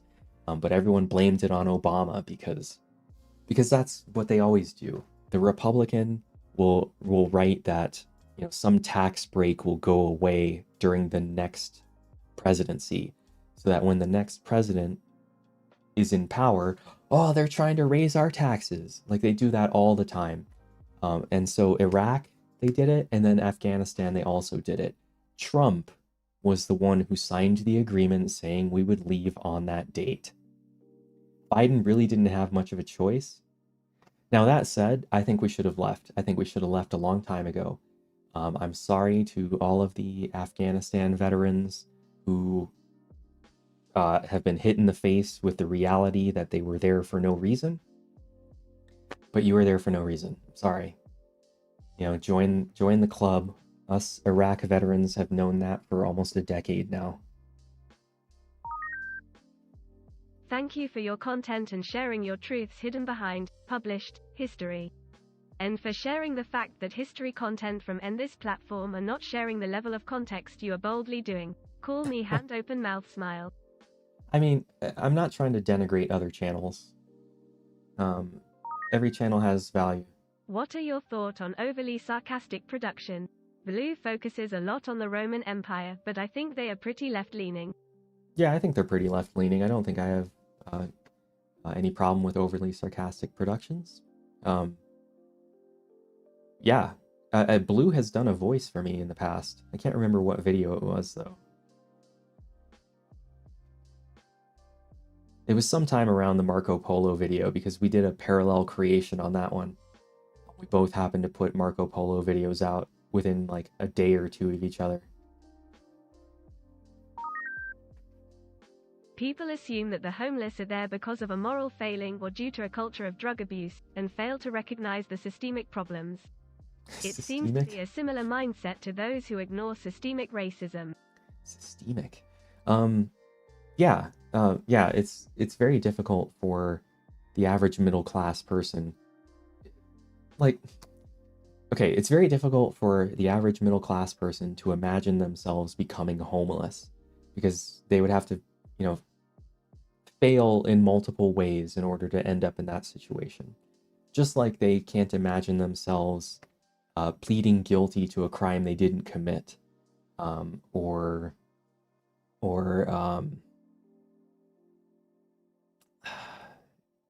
okay, now I can't come up with any other examples, because they just can't put themselves in a situation where it's like, okay, you can plead guilty and do 6 months probation now, or we take you to trial and you go to jail for 10 years. Like, they just can't put themselves in that. They'd be like, oh, I'm gonna fight.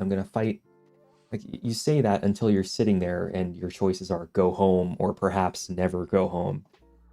So it's also difficult for them to be like, okay, well, what would it take for me to become homeless? Well, I'd have to lose my job, I'd have to be divorced, I'd have to be estranged from my family, blah, blah. They can't imagine one car accident that bankrupts them. They can't imagine the housing bubble bursting and their mortgage rates going through the roof. You just can't put themselves in that situation. I do enjoy the 1 to 2 plus hour videos, but I do wonder if you will go back to 30-ish min videos like the Black Gold or Moderate's guides. I remember the 2 religion ones were split due to length, even though combined they're the length of some current vids. So I don't know that I'll ever go back to half-hour videos, because I just feel like I don't feel like I can do any topic justice. in a half hour. Maybe I can. Maybe if I find the right topic and I'm like, oh, this is easy, half hour, boom. But even when I look at videos that I made that were half hour long, I'm like, man, I left so much out. I left so much out. I didn't explain this. I didn't explain that. And that's why my videos have become so long. I'd like to get back to like hour-long videos, though. I think that would be a great way. Thank you for your content and mission. You don't give yourself enough credit. I have used the background you provided on multiple issues to de-radicalize most of my family and friends. Okay, I guess I'll work on giving myself more credit. That's something I work on in therapy as well. I have a very low image of myself. Can you give a quick rundown on the lore of your videos? Okay. Okay, so the current lore starts with the running shoe video. That's where everything starts, with the characters. Hey, Nick from Science Asylum. I see you in the chat. He's also a great channel. Check him out. We're friends. So the lore starts in the running shoe video. That's the first appearance of Running Better, the first character in this series. That's the running shoe video began the All That Changed in 1972 thing. So every video in that series introduced a new character. So Running Better, Katie Crockett, Elder Better, KB Morgan, all those characters come from All That Changed in 1972. Let's see, and then for the Jehovah's Witness video, I get a call from the future over Skype, where I'm told that I have to make the Jehovah's Witness video. So I do it begrudgingly, and then having done that, Future Better like assumes my identity and blah blah blah, moves house to come here, and even more Future Better is now communicating to me through the TV, and the closet is where all of the characters come out. It's kind of like, I don't know, maybe there's a portal to another dimension in that closet. I don't know, something to that effect. But I moved here to get away from the characters, and they followed me anyway, so here we are. That's sort of the basic rundown. I would really love it if someone made a wiki, like a Knowing Better wiki that talks about all of the characters and stuff. But you know, maybe one of you guys will do it. I don't know. I have a Wikitubia page, which really needs some work. I haven't, every time I check it, I'm like, really? That's not true, but I'm not going to change it because it's weird for me to edit my own Wikitubia page, but hey. Love your vids. I'm a museum educator and your work has helped change how I teach visitors. The lesser-known stories are often the most important. Oh, well, thank you. A museum educator. Like a guide? Is that? As a left-leaning person in general, YT weirdly prompts me with very right-wing channels and ads, like Thomas Sowell and Praga U. It is so weird. Yeah, people say that to me all the time, and I never get PragerU or right-leaning ads. Most of my ads are car insurance. I swear if I hear that Liberty jingle one more time. Oh, thank you for the 7. Thank you for the donation, Tomato.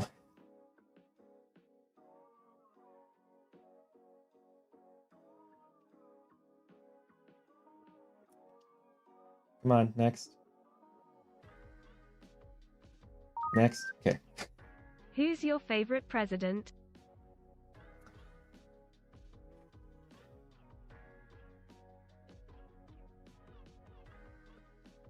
Yeah, I mean, that's a tough one. I don't know if I have a favorite. I think the one who has had the most positive impact on America, let's reframe it that way. The one who has had the most positive impact, in my opinion, is FDR. without a doubt.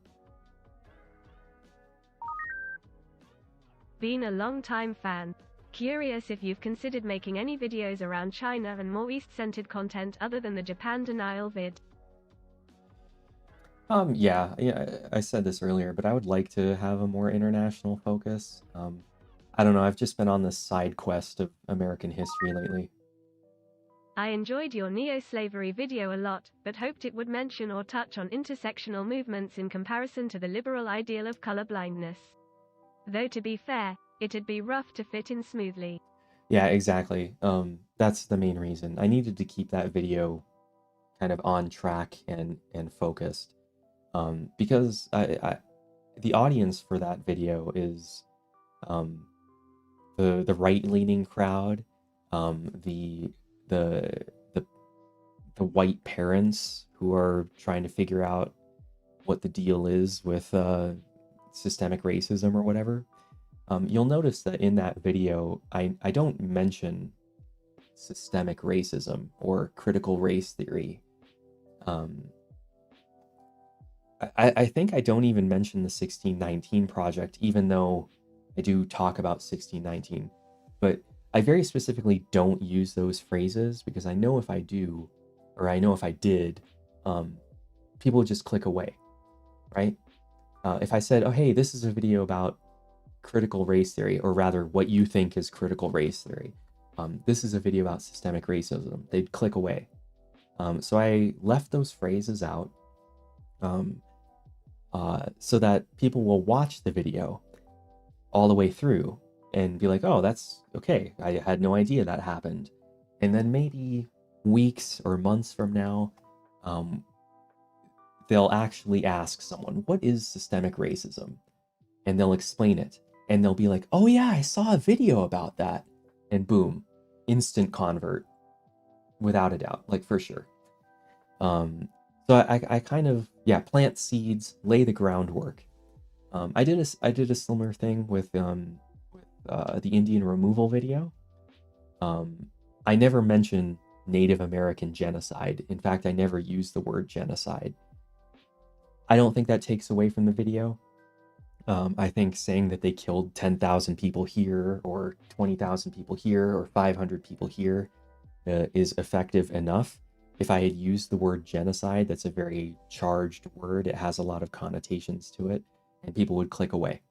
So I'd rather people watch the video, be like, oh, wow, I can't believe we did that. And then someday, years from now, they learn the definition of genocide, and they're like, wow, forceful removal. I think maybe we did that, you know? And so yeah, that's, that was kind of the idea behind those decisions. On a lighter note, what is your favorite, this is silly AF, moment while filming? I think, right now, anyway, it's the Notebook ad. I had that in my mind for months. I would practice it in the shower, practice my accent in the shower. And I love that commercial. I think it's so funny. Aside from that, I guess it would be KB Morgan's appearance in the Smedley Butler video with the it's your money and you need it now, that thing. I think that one's so funny. I feel the struggle in trying to unplug the news like your therapists have said. Do you struggle in the same way to ignore trolls for your videos? I think it's easier for me to ignore trolls. Yeah. In the beginning it was very difficult, but I think I've learned how to just tune it out. The right has succeeded in using the gun issue to attract apolitical folks. Do you think there's an issue that we could or should use to do the same? I don't know if guns really work to pull people from the center, but I understand what you're getting at. I think healthcare is an easy one because everyone has had to pay for a doctor or go to the dentist or whatever. Like everyone is somewhat familiar with the healthcare system, and everyone who has dealt with it hates it. So I think that might be the issue that we can sort of I don't want to use the word claim, but yeah, claim. Just wanted to contribute, in my own small way, to your amazing content. Thank you. Thank you so much. I wish I could do more. Take care. Hey, don't worry about calling it small. You know, everything counts. Sharing a video to Reddit or on Twitter or with a friend, every little bit counts. I like your vids, but they're frustrating when you focus on working within the system rather than realizing the system is class war and want change for us. I mean, so that's one thing that I, again, like consciously avoid, because once you mention class warfare or inequality, a lot of people will tune out. So I'd rather just kind of discuss the history as it is and then let people come up with those conclusions on their own, right? Would you ever do a video on transgender issues or just queer issues, history in general? Also, congrats on 7 years. I've learned so much from your channel. So I think the closest I will ever come to that is the Straight White Man's Guide to Feminism and Social Justice. Because I feel like that's not a history that I should be telling. I feel like others have done a fairly good job at that. I mean, maybe someday in the future, if I find like a really good angle to come at it from, you know, if I have to come at it from, okay, the Straight White Man's Guide to Trans Issues, then I guess I'll do that. But right now, anyway, I feel like that arena is best left to people more personally connected to it. Have you ever considered making any content on surveillance capitalism? So when you say surveillance capitalism, are you talking about like having Alexa and Google Nest and that kind of stuff in the house? In which case I don't know that I would do that. I've seen like some more news talk about that, and it was quite good. I just wanted to hear your robot say, Obama meow meow, like in the film Cow political videos. All right, well, wish granted. Glad I could assist with that. Man, we are so behind on the chats. Happy 7th anniversary. In 2018 I was a 15 years boy watching anti-SJW complication, but I saw your video on feminism and it got me out of that bubble and helped me grow into who I am, a non-binary person, so thanks KB. Wow, that's almost as impactful as the you woke me up to the fact that I was in a cult. I mean, again, I'm glad that I pulled you out of the anti-SJW space. I was there myself. I used to laugh at you know, the humongous thing. Actually, I still think that one is. I think the humongous lady was way overboard on that one. So maybe that one still deserves a laugh. But I used to laugh at, you know, those compilations as well. And so when I came at the topic, I really legitimately was, okay, let's set aside everything I think I know and let's just listen to what LGBT creators have to say. I remember Essence of Thought really stuck out in my mind. And of course, you know, ContraPoints, of course. I was familiar with ContraPoints forever. But I think Essence of Thought really kind of changed my views on how hormone therapy works, that kind of stuff. So yeah, I think that's a skill not enough people have. Be able to sit down and say, okay, what if I'm wrong? Let's hear the argument. Let's instead of pausing every few minutes to be like, oh, this is BS, I don't know if I can finish watching this. Just keep watching it. Just keep watching. I've followed a similar journey and trajectory as you, at least what you share publicly. I appreciate your research and explanations, and share your videos often. Keep up the amazing work, from one vet to another. Thank you. Oh, well, thank you. I'm glad I'm not alone in this kind of journey. KB law analysis for April Fools next year. So, okay, the thing about April Fool's videos are that they almost never do well, right? And it's not like putting out a commercial like I just did. Like, I knew that wasn't going to do well. But when I put effort into an April Fool's video and then people just don't watch it, that hurts a little bit. That said, I do have a running list of April Fool's ideas that I just, every year I look at it and I'm like, nah. I will do more April Fool's jokes for sure. The Ancient Aliens one was by far my favorite.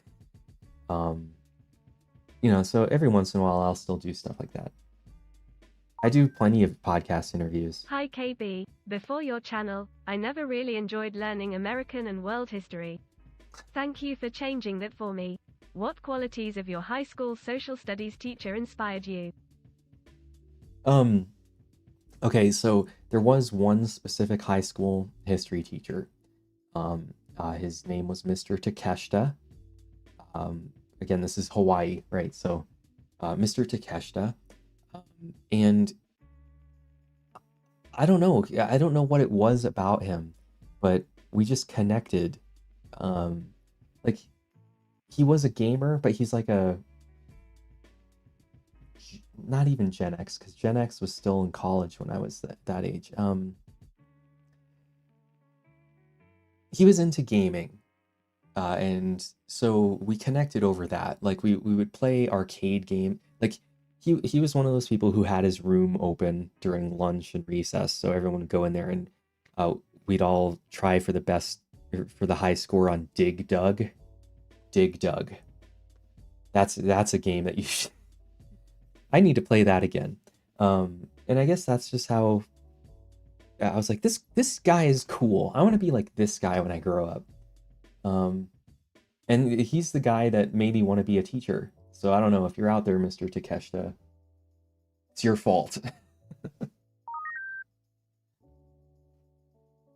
Oh, thank you for the super chat, Pepsi.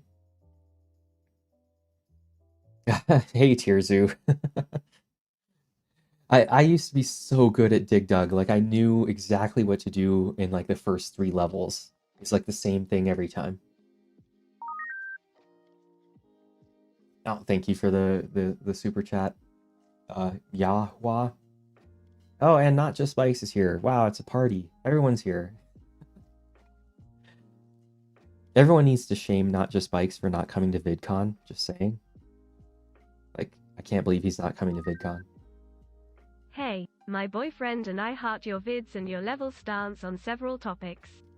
My burning question is, what's your favorite dessert and why? Take care. Raspberry sorbet. It's not even a competition.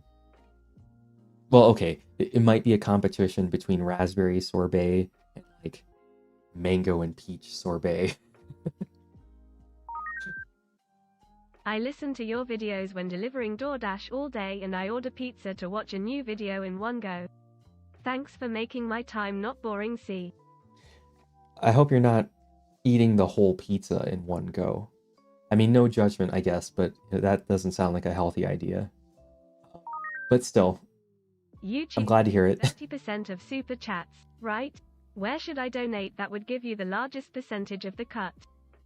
Okay, so people ask me this all the time, and it's impossible to answer, because it depends on how much you donate, what country you're from. Well, those are the 2 main factors: how much you donate and what country you're from, because everyone has a different like equation. You know, some of them it's like 23 cents plus 5%. And then the other one is 50 cents plus 10%. Like it's all different. So it's hard to figure out what it is. from my best guess, I think Patreon is still the best value. But again, that depends on what country you're from and how much you donate and everything. I guess I would prefer Patreon. That would be my go-to. But really, any way you choose to do it is best. Whatever gets you to actually donate, that's the method I want you to use. Appreciate your vids. Keep up the good work. Oh, thank you, Christopher. I appreciate your support and donations. Okay, we still have quite the hefty list of. Okay. Have you run into Jesspsettle's work? I did a project on her life last semester, and I wish she was more read. I am not familiar with Jesspsettle work, but I will try to be, I guess. Yeah. Meow meow. All right. I'm glad I was able to let you make the robot lady say that.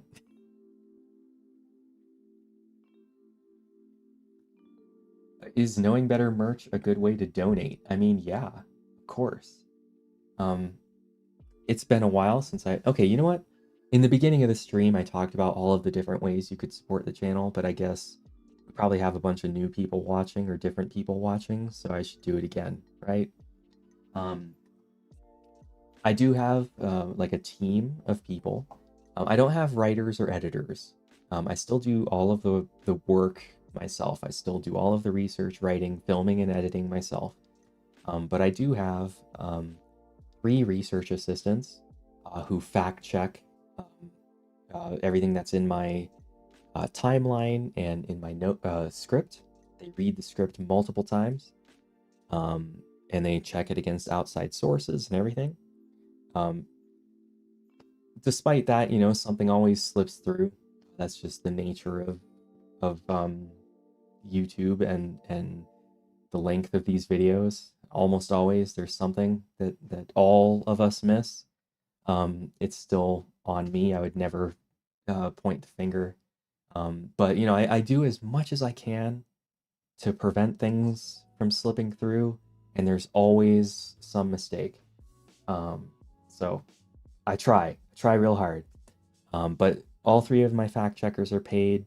I stream on Twitch twice a week, Sundays and Mondays. I'm usually doing some sort of research work, whether that's watching cereal commercials or watching religious propaganda, or playing a game that's related to the topic, if that's relevant, or I'm making candy. I for the last year, I make my own candy, hard candy, gummies, chocolate. I've been expanding. So if you want to see me live stream like this more often, head on over to Twitch, just because I like to keep, you know, my income streams, my revenue streams, at least somewhat separate. So yeah, okay, the link is already in the chat there. So on Twitch, Rozarah is my production assistant and my community manager. So I have 4 moderators, all of which you can see in the chat right now. They are all paid. They're paid moderators. So all of your support does help to keep this operation running. So on Twitch, or you can join on Patreon. Patreon gives you access to all kinds of behind the scenes stuff, scripts, timelines, bloopers. There's the video of Steampunk KB reading Science and Health. That's on there for patrons. And YouTube members. YouTube members also get access to behind the scenes videos and the Discord. We have a pretty active Discord community. We do watch parties. So you know, for the cigarette video, we watched Thank You for Smoking. We watched the Book of Mormon together. There's usually, for the Indian removal video, we watched all of those movies together. So for this video, this next video is on vegetarianism. So we're watching a bunch of food documentaries and stuff like that. So to get into the Discord, you just have to be a YouTube member or a Patreon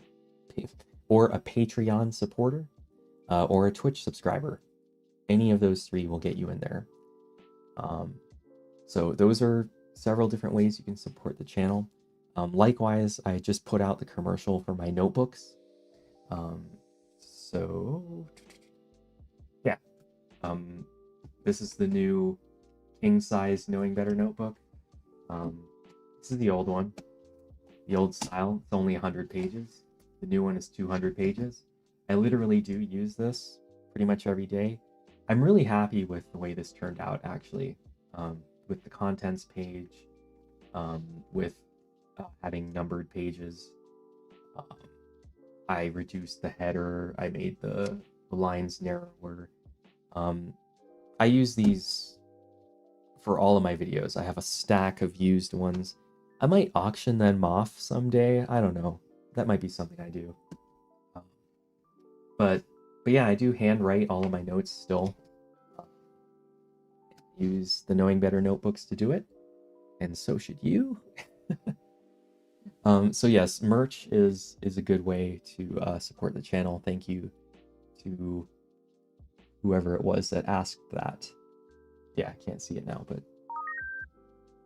Have you always been far left-leaning? If not, No. What made you change your ideals? Definitely, I have not always been left-leaning. You can see that in the beginning of my channel. My deployment to Iraq kind of started that left lean, but then over time it was just me kind of wondering, if I was wrong about the military, what else am I wrong about? Feminism, social justice, the judicial system, the healthcare system. Like, sort of one at a time, I've just looked into these topics and realized that the left-leaning answer seems more correct to me. Aha, another YouTube member. You'll get access to all those behind-the-scenes videos. Go do it. Early access as well. I have to do the advertisements. It's the only way I can keep this channel going, so I apologize. But I also don't apologize. Much love from the UK. You've taught me so much about American history and more. What do you think got you interested in history in the first place? Ooh, I don't know. I mean, I guess it was that teacher. The teacher I was just talking about. Yeah, I really didn't know what I wanted to do with my life outside of the military until that class. What's the best leftist ideology in your opinion? See, I don't know if there's a best one. I think the most realistic one for America in the short term would be, democratic socialism, moving more towards France, Germany, the Scandinavian countries, that kind of stuff. I think that's much more realistic than seizing the means of production and eating the rich and stuff. Because that's revolution. There's going to be guns. There's going to be violence. Whereas democratic socialism, I think, is a much more peaceful transition. Fantastic channel. Can you do a video on civil forfeiture? The relationship between local Leo and federal officers and the paybacks to the Leo for initiating these seizures are disturbing. Yes, I touched on it briefly during my my police militarization video. Civil asset forfeiture it's one of those things that when you learn what it is, you can't believe that it's legal. So I talk about it in police militarization, and then I think John Oliver has a really good segment about that. Something really drastic would have to happen for me to make a video about that specifically and only. I appreciate you. Been around since the Hawaii video and love your thorough 2-hour long form content. Congrats on 7 years and coming out about a girlfriend. Still the same KB to us. Well, thank you. I appreciate you. Okay, it's a mutual appreciation. Congrats on the awesome content. I made some comments on the subreddit about the videos you unlisted and the fact that they're still findable. How do you feel about them and about people finding them? Cheers from Brazil. I mean, people are always going to find them, right? That's just the nature of the internet. The only way for me to stop that would be to, private the video or take it down completely, in which case it wouldn't be available for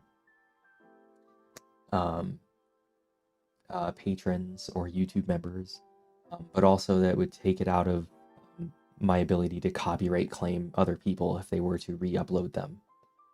So as long as they're unlisted, I still kind of have control over the content and how it's on YouTube. If I get rid of that, then it's kind of Wild West. I love your videos. Have you considered making a video about how our American government propped up brutal dictators just because they weren't communist? Yes. I mean, someone earlier mentioned, will I talk about like the CIA doing coups and stuff like that? And that's a topic that's been fermenting in my head for a while. So yeah, propping them up is part of that as well. The ferrets are named Atlas and Peabody. Good day, sleepy Aussie late to the party. Sorry if it's been covered, but is there any chance you could explain or summarize your lore in a future vid? My wall is full and I've run out of string. So I think I talked about this kind of briefly a few minutes ago. It's always a wish of mine that someone will work on a wiki to explain all of that stuff. Because me explaining it is kind of lame. You guys do it if you're that invested. Ignore the cat pic. Have you ever watched James Burke Connections? And if so, were they an inspiration for you? What do you think of the great man theory of history? I'm not familiar with that, so I can't weigh in. James Burke, I can't, yeah. What do I think of great man history? I wish that wasn't the way we teach it, but in some cases that's the only way to teach it. The way we tell stories, there's always a protagonist or a main character. And especially when you tell stories to children, there has to be a main character for them to kind of attach to. And so that becomes kind of the great man history. I think a lot of when people complain about the way we teach things to children, I think they don't understand child development. Every teacher, when they get their degree, has to go through child development classes and learn. At this age, they don't understand this yet, so you can't do abstract stuff. But, I'm sure you remember this, but for a significant portion of your childhood, 5 minus 7 just wasn't possible. You can't do it. And then, like when you're 10 or 12 years old, you learn about negative numbers and your mind is just blown. But if someone had explained negative numbers to you when you were 5, you just wouldn't get it. It's just a concept that you're not able to understand. So in different stages of development, you have to approach teaching in different ways. So great man history is one of those methods that you have to use early on. And I think the more populist teaching of history has to come later. So yeah, I mean, it would be great if we could just do it, the people's history from the beginning. But I don't think children would be able to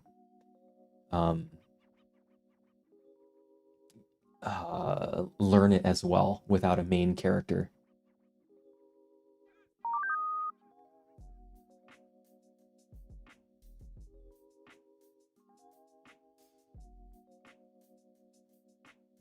Oh, thank you for becoming a member.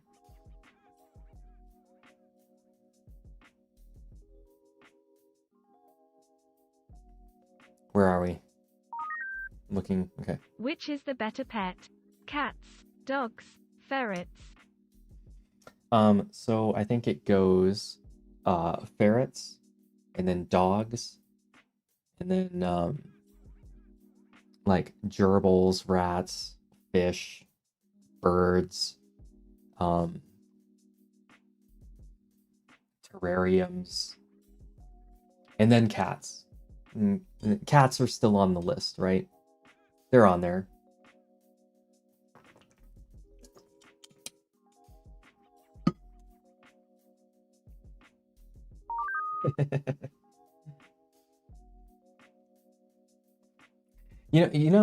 All of you who have cats, you have a brain parasite, right? You have a brain parasite that makes you incapable of smelling your own apartment, and how it's just fuming with cat pee. You know that, right? Any thoughts on wealth inequality? It feels frustrating to work 40+ hours a week and have nothing to show for it due to a number of factors, including debt and housing cost. I mean, yeah, I obviously have lots of thoughts about wealth inequality. So, for most of my life I was poor, like dirt poor. I'm talking minimum wage poor. All through childhood, blah blah.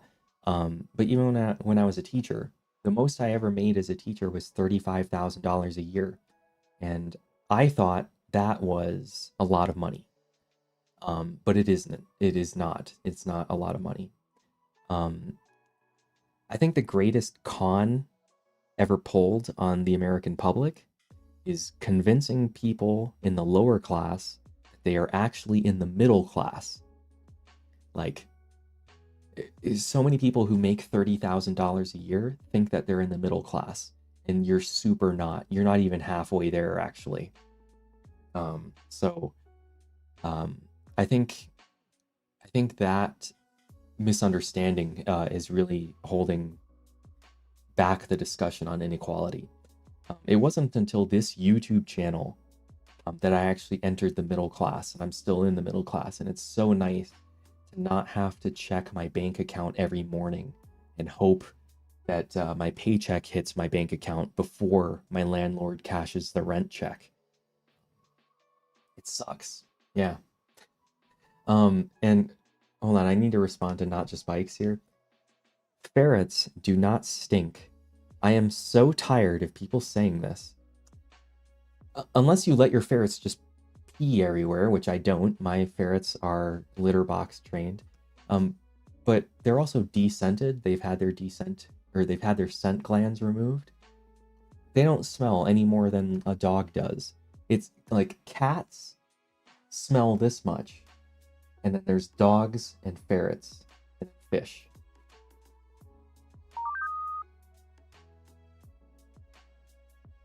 Oh, thank you for becoming a member. Yes, more members. We've had way more than 8. I don't know what that's saying. It must be way behind.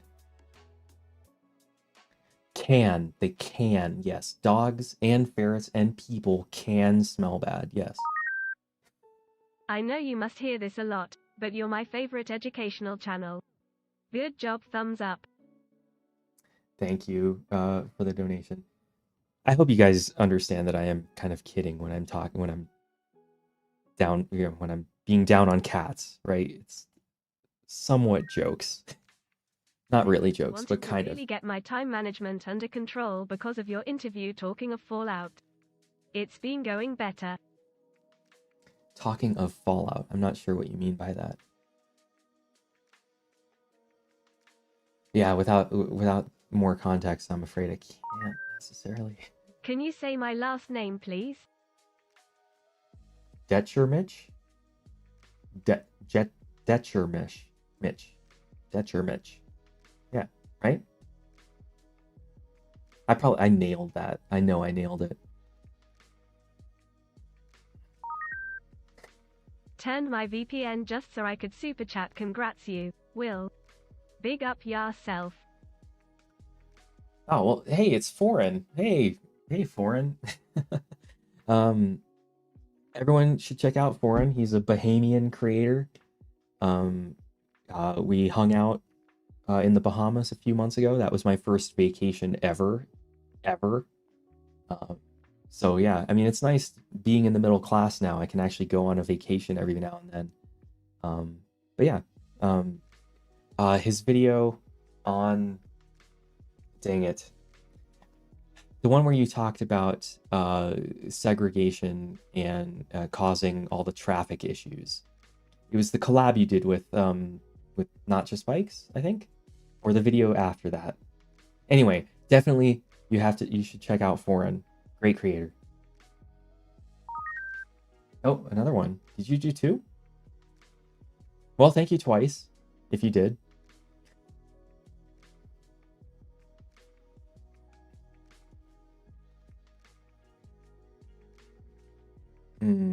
There's a lot. Okay, so if going to London was a business trip. Okay, why is it popping up multiple times?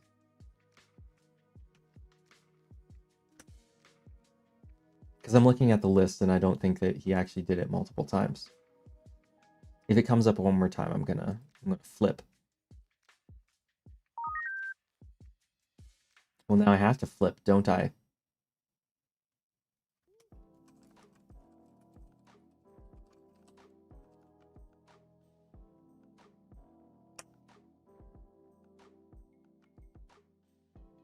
Did Foreign screw up my alerts? Yes.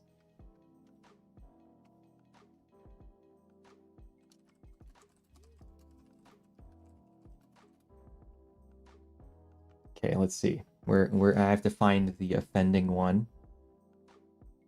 Here it is. Okay.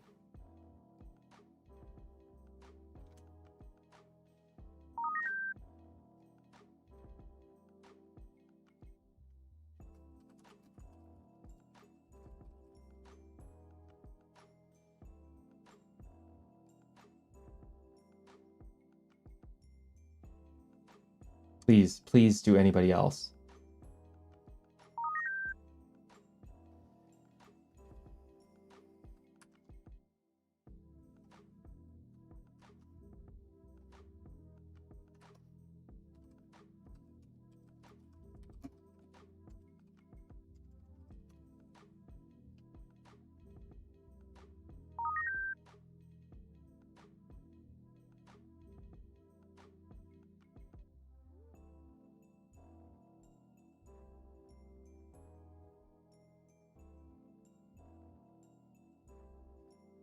Okay.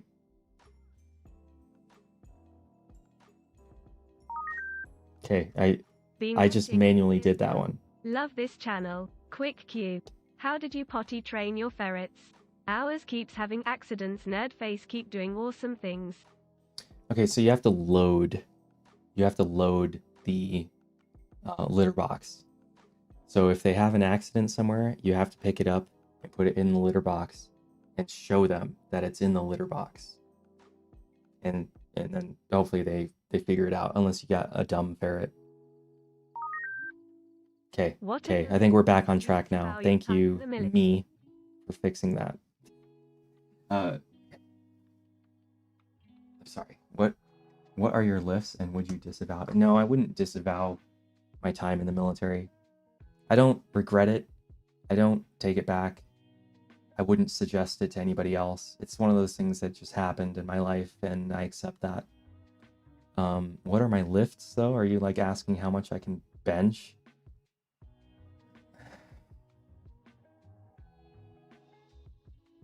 Okay, 45, 35.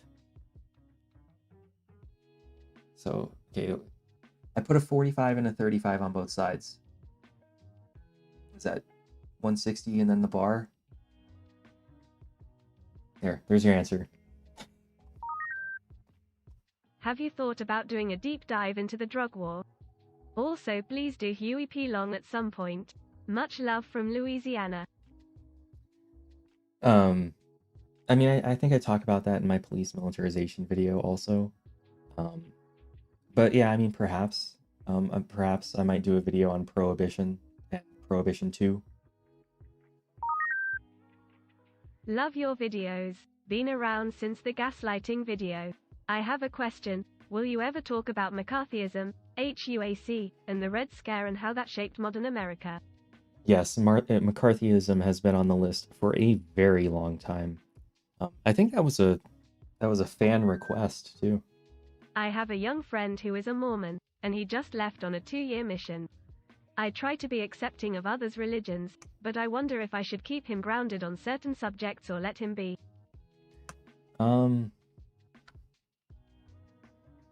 When you say keep him grounded on certain subjects, yeah, you gotta approach that. I'm not gonna tell you how to deal with your friend. Be careful with that, though. Taking away people's faith is it's difficult to do if they don't want to. Your JW video was good overall. Do wish it hit more on disfellowshipping. Showing it to my friends found them not quite understanding why I'm forced into being so independent in regards to family. Well, I don't know how else I could talk about disfellowshipping. Like, you've been kicked out and you just don't get to... I mean, I think I covered it pretty well, at least I hope. I guess you would have to give them your own personal experiences in order for them to get a deeper understanding, I think. Hey KB, been here since the initial ferret video. But as a fellow person who grew up in Hawaii, I'd like to see a follow-up on the Hawaii video, especially with the recent focus on native issues. So when you say a follow-up, like, I don't think I could do the history again, because I feel like I did a pretty good job on that. If you mean more recent issues, I mean, first of all, I don't pay the independence movement all that much time, because it's just not going to happen. Not at this point anyway. Yeah, I do find it strange that they don't have any sort of recognized status, though, like most other Native Americans. You know, I know that they're not Native Americans, they're Native Hawaiians, but the way we treat Native Americans in the rest of the country, it seems weird that Native Hawaiians don't have any sort of similar structure. If you broke America into economic classes, how many would you split them into? And where would the cutoffs be? Or is there an actual econ answer, lol? Oh, I'm sure, yes, there is an econ answer. Like, you can Google right now, what is the middle class, and it tells you, like, it's like $72,000 a year or something. And I think that's appropriate. I think upper middle and lower class, or, you know, working class, no one wants to be called lower. I do think that the lower and middle class have much more in common than the middle and upper class. But yeah, I think those are fine distinctions, and where the line is, I'm not sure. I'm sure the economists can come up with a much better answer than I can. Yeah, that's the best I got. Have a great day. Right on. Oh, well, thank you. Arena? Yeah.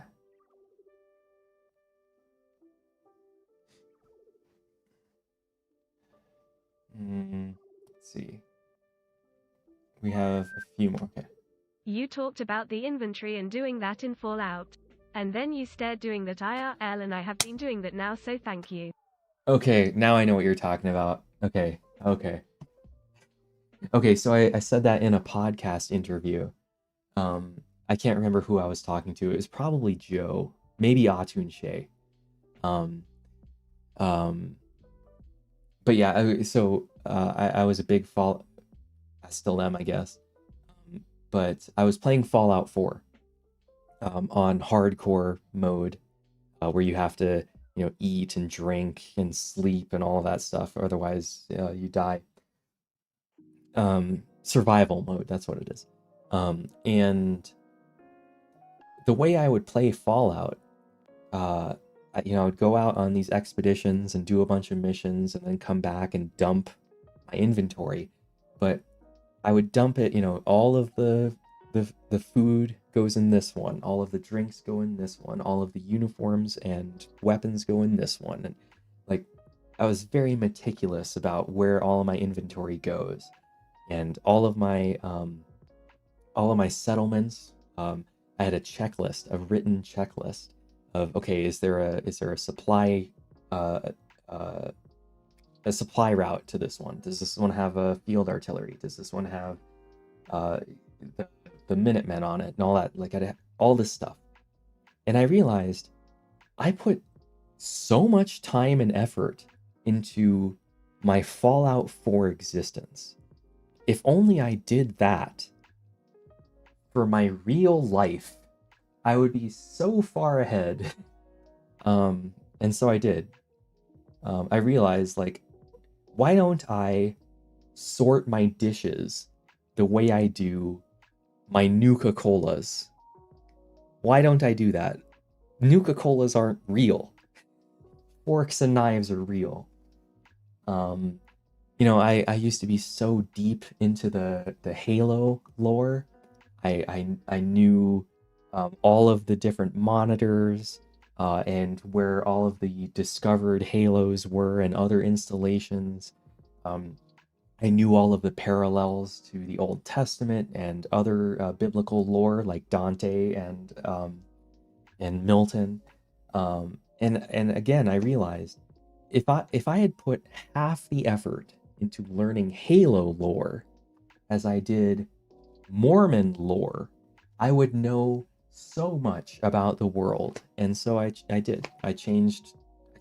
Instead of devoting myself to video game inventories and video game lore, real life inventory and real life lore. Haha.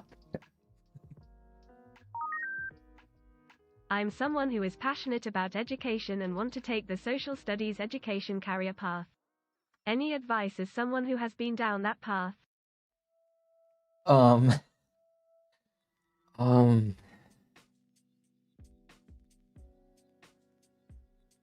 Good luck. Keep your head down. I hope you live in a left-leaning state. The thing is,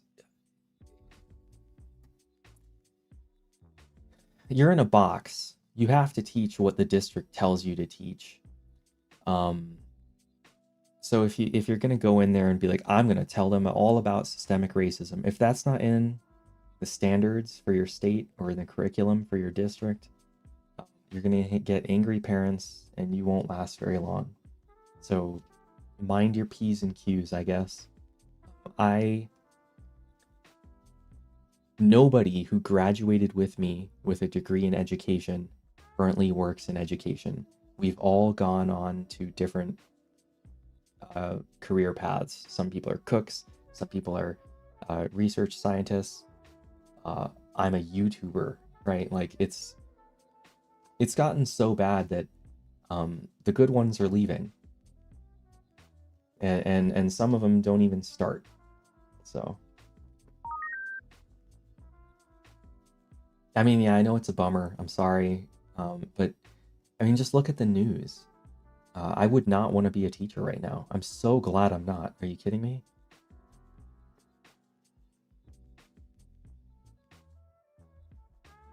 Okay, now we're waiting around. Okay. Nailed it. Love your content. Well, thank you, Ditcher Mitch. Thank you. Thank you for the reward for saying it correctly. I know, I'm sorry if you're a new teacher or becoming a teacher. I'm really sorry.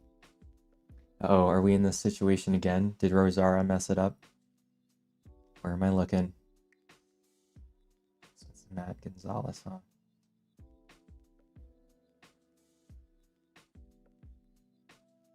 Sure, there it is. Nailed it. Okay.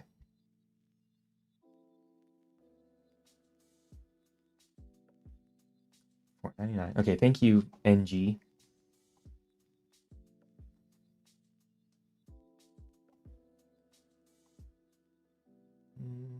You did nothing? Well, maybe that's the problem.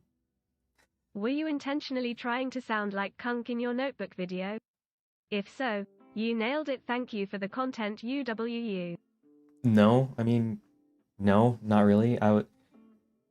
If you must know, a long time ago I saw an ad for a product called the Remarkable 2. It's like a tablet. And I was like, this would be perfect to like make a parody of. So yeah, look up the Remarkable 2, I guess.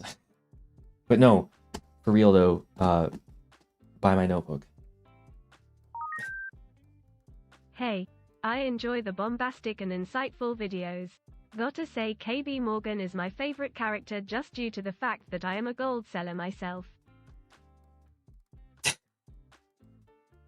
Okay, well, I hope you continue to sell gold. Thank you for the. Do you think that hexagons are the bestigons? In other words, do you watch CPG Grey? Yes, I watch CGP Grey. Yes, I do. I don't know if I think hexagons are the bestigons, but I do watch CGP Grey all the time. I mean, he's one of my inspirations, obviously.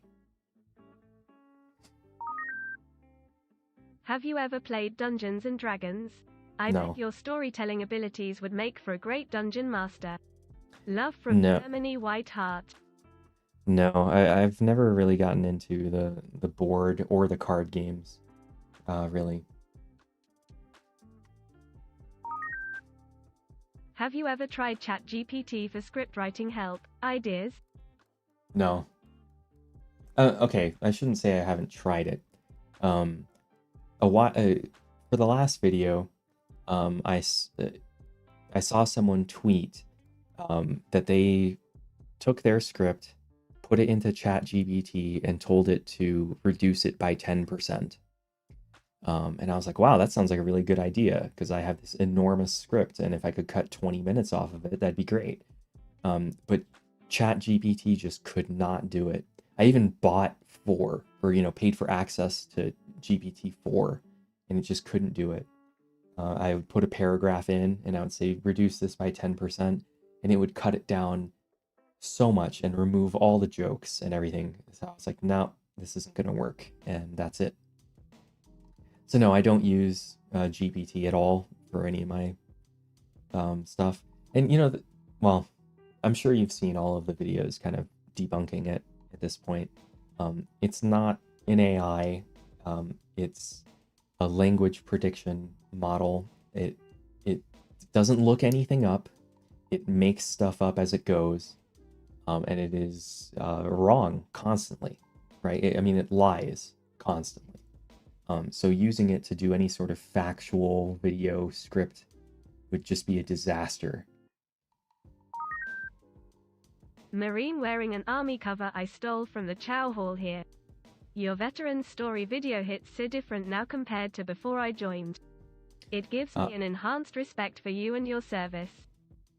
Well, thank you for the enhanced respect. You're gonna get...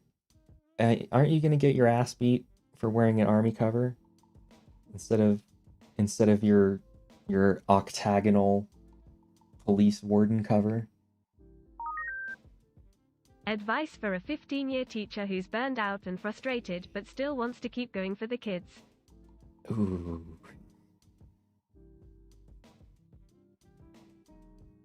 I don't know if I have any advice for you, if I'm completely honest. You've been doing it for 15 years, so you know the ins and outs. You probably have tenure. I don't know what grade you're teaching, but you said kids, so maybe hopefully it's elementary. Like I was a high school teacher, and I would not want to be a high school teacher right now, because we talk about the more adult stuff. But I don't know. I hope you have a lot of support from your administrators and the parents. I really hope. Other than that, and also if you are in one of the danger states, I would definitely suggest leaving. Loved your video on company towns. Have you ever thought about making a video on union, labor history? So actually the company towns video is a labor history video. I realized that while I was making it. I sort of wanted to hit on the main ones that I know about, but all of them, it was like they formed a union, and then the cops came or the military came and killed them all or whatever. And that was very much a labor history video disguised as a company towns video. But I may do something more focused on unions in the future. Happy Golden Fork here. Happy to be a part of this. Here's to 7 more years. Bottle with popping cork. Bottle with popping cork. Thank you. And thank you for being a Golden Fork patron. So you get your name read, or not read. Well, you do get it on the first time anyway. But yeah, the Golden Forks, I always appreciate my Golden Fork patrons. But really, I appreciate all of my patrons. You may not think it, but it's great to have sort of the whales. I mean, that's what you are, a Golden Fork patron. But all of the little I shouldn't say little, all of the like smaller patrons matter as well. Because look, if one Golden Fork patron leaves, I'm out $50 a month. But if one $2 patron leaves, it's not that big of a hit. So because I have hundreds of $2 patrons, right? And it's great. I like having that net, that safety net. Let's go. Are you going to make a Seventh-day Adventist video? So my next video is about vegetarianism. So my saying that, does that make you happy, or do you need me to say more?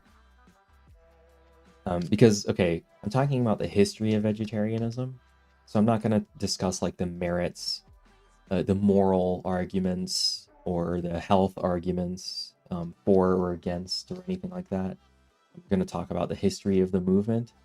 But with that, there are so many connected topics that I have this list of branch topics and all of the various people that I'll be talking about.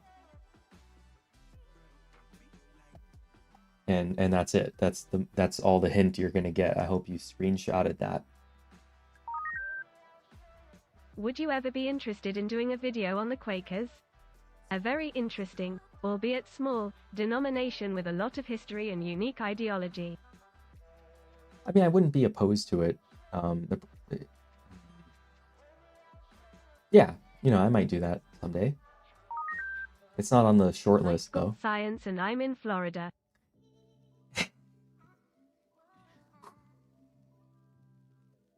Yeah, my advice would be to leave Florida immediately. Yeah, definitely leave Florida. Yeah. And you're teaching science, so science, just like history, has a lot of those very touchy subjects that if you say the wrong thing, whether it's about evolution or sex or vaccines, plenty of things that you could say that would get you fired just as fast as me talking about critical race theory or Native American genocide or any of those other things. So definitely be careful and leave as soon as you can. It's like Florida is imploding right now. It's so strange. 2 things. 1. It's interesting to see KB's demeanor on stream versus his video personality. Lol. 2. Would you ever do a video sequel to the Indian removal video on the Haudenosaunee Confederacy? So I might... It's not... okay, again, that's not on the short list. But in the future, I might do videos on the various, or sorry, I shouldn't say the various. I might do more focused videos on different groups within, Native America. Um, so yeah, it's not outside of the. It's definitely a possibility I would consider, and people always say that about my demeanor on stream versus when I'm in a video. I definitely put on a. I don't want to say a persona because it's me. It's just a different voice. It's a more upbeat voice where I'm trying to over exaggerate my emotions. Because that's what keeps people engaged. Talking like this is just like if we were getting coffee, this is how I would talk to you. Do you think the states have too much power in the US? And do you think the Constitution should be rewritten? Okay, so this is a hot take, but I do think that states are an antiquated idea. Hold on. Yes, I have a teal water bottle. I think states are an antiquated idea. They were a good idea back in the days where you were born, lived, and died in the same town your entire life, and it took you 3 weeks to get across the state. But now that we can essentially teleport across the country, states are just kind of a dumb idea. Like, oh, fireworks are illegal on this side of the magic line. But if you live on this side of the magic line, it's a half-hour car drive and you can get all the fireworks you want. Same goes for cannabis or abortion. Like it's illegal here, but for an hour-long drive or a $200 plane ticket or whatever, it's suddenly legal again. Like it's silly. In the days of cars and airplanes and electronic communications, the idea of small regions of the country deciding that they're going to be a theocracy is just not good. I mean, we're seeing it happen right now. And throughout American history, from the beginning, the only reason people want states' rights is to roll back advances for minorities, whether that's Black people or women or trans, LGBT in general. It's always to roll it back. We want to reintroduce segregation. We want to roll back abortion rights. We want to introduce trans bathroom bills. It's always for states' rights. You never see a blue state. Well, I shouldn't say that. The only thing I can think of when it comes to blue states' rights is cannabis legalization. But even then, they don't argue about states' rights because it's just seen as obviously you're allowed to do that. States' rights only seem to get used when it's a bad thing, when it's taking away rights from people, or because they want to continue to not give them rights. I've never seen it used really for a good thing. So I just don't see the point in having states anymore. I think with the way we exist today, there's just really no point, aside from like congressional districts and more localized funding for infrastructure and stuff. It makes sense there. But when it comes to, oh, well, the fine for this is $200 more because we've just decided that it is, it's kind of weird. I'm so happy with how fantastic this stream has been. Just want you to remember how great of a community you've fostered, KB. Well, thank you, Cameron.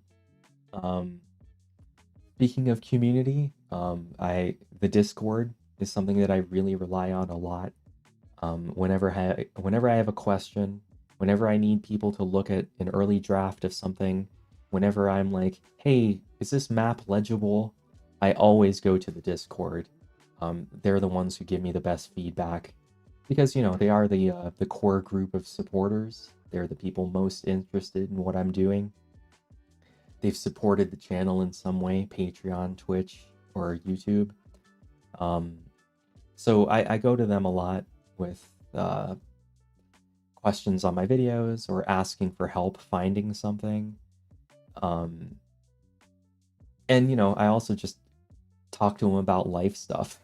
You know, they were the first to know that Atlas has cancer. You know, they know that I'm going to VidCon. I keep them up to date on most stuff. So if you want to be, you know, on the inner circle of the community, I would definitely recommend getting in on the Discord. Fun little group we've got going over there. My dad doesn't like you. He's the kind of man who helped campaign against Obama, and now I look back and find myself not hating Obama like he did. Okay. I mean, I got swept up in the Obama change stuff. During that election, the 2008 election, I was actually gonna vote for McCain, but it was when McCain chose Palin, and it was the vice presidential debate between Palin and Biden that I was just like, what? What is going on right now? And I switched. And I really thought that he was going to change healthcare, because at that point, I had one of those bankrupting medical situations. So I had been through that system. I'd gone through the collections. I'd gone through all of that. So I was really hoping that he would do something about healthcare, which, I mean, the Affordable Care Act was a step, but it definitely didn't go far enough. And Obama was a centrist president. He was not left-leaning at all. He didn't take away any guns. More guns were sold under Obama's presidency than any other presidency. So, yeah, super centrist. You should do a video on the Central Asian Revolt, genocide of 1916. Okay. Now, when you say that, are you talking about the Armenian genocide, or are you talking about something else? Because when I hear Central Asian and I hear 1916, that's what I'm picturing, is the Armenian genocide. If you're talking about something else, then you need to say that, and I'll look up, and maybe I'll do a video on it, I guess. So agree about states. If nothing else, the pandemic definitely showed us that. So, the pandemic really extinguished some of the last hope I had for us making it through anything. The movies had always shown me that if it ever really came down to it, our government would be able to step up and handle it, right?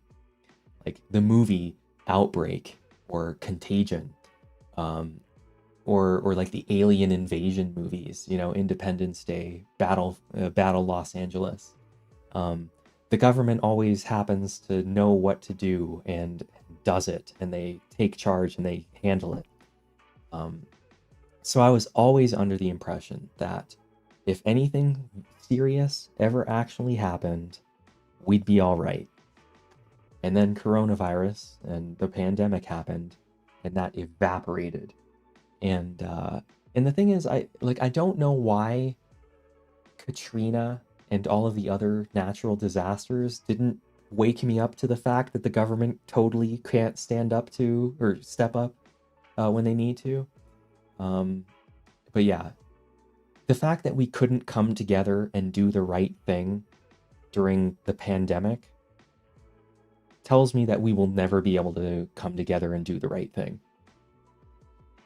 If we couldn't do it during the pandemic, we're definitely not going to be able to do it during climate change or, God forbid, an alien invasion. Like it's over.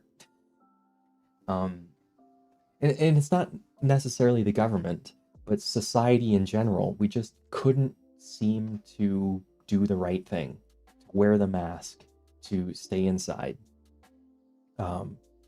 If we had legitimately, seriously locked down the way we were supposed to, even for just the 2 weeks that they wanted us to,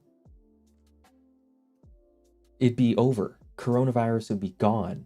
But we just couldn't do it, could we?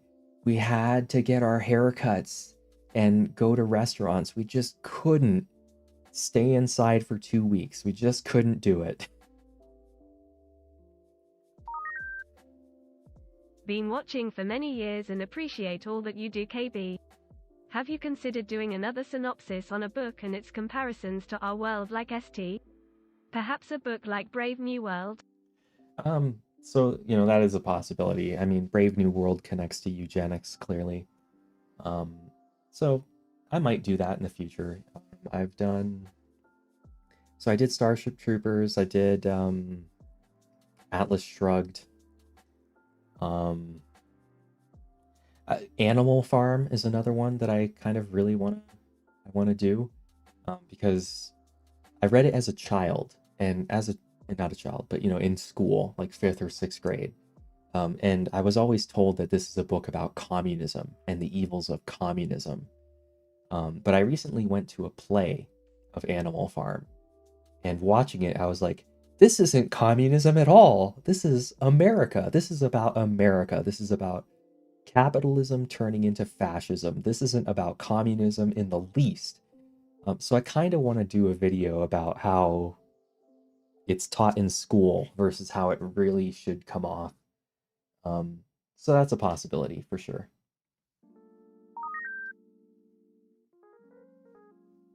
Oh, thank you. Thank you for the super chat. Once I'm out of super chats, that's when the stream will end. So if we get to a point and I'm like, oh, well, I'm all caught up, I guess you guys have nothing else to say, that's when the stream will end.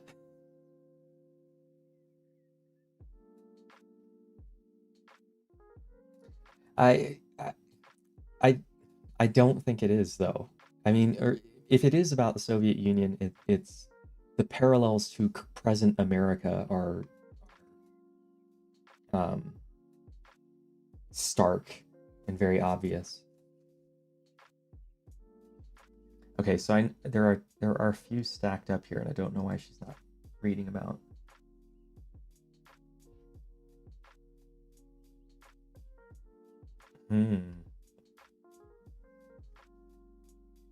What do I think of Hawaii? I think it's become way over commercialized. It's all paved now.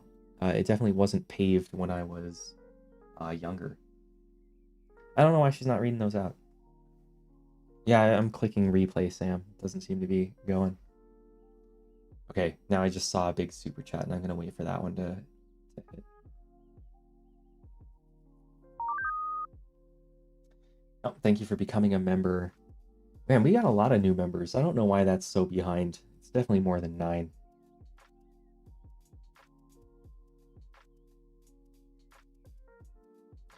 Okay, so that I would agree with what Fernando just said. It's about authoritarian governments. It's really not about any economic system at all. It's not communism, right? Hey KB, 2 months away from my DD 214. I appreciate you speaking candidly about your experiences being a vet. Definitely eases my anxieties about separating. Freedom feels like a cage when you're not used to walking on your own. Oh. My cat says hi. Well, hello to your cat.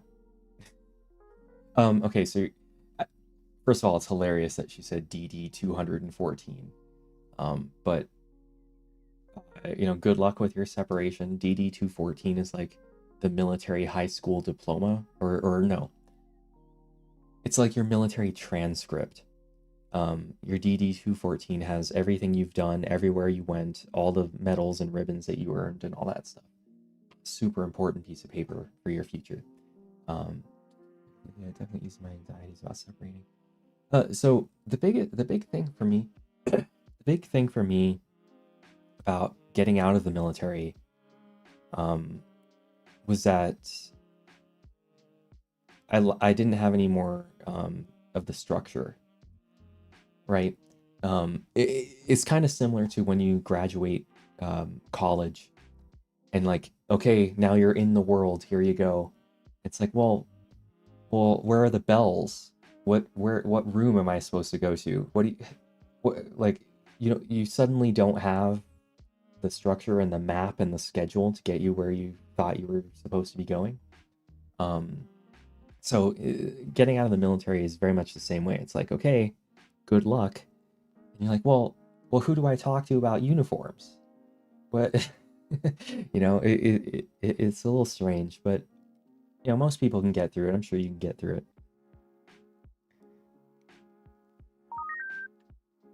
It's really something how much Orwell is misrepresented. He was very much in support of socialism, per his own words.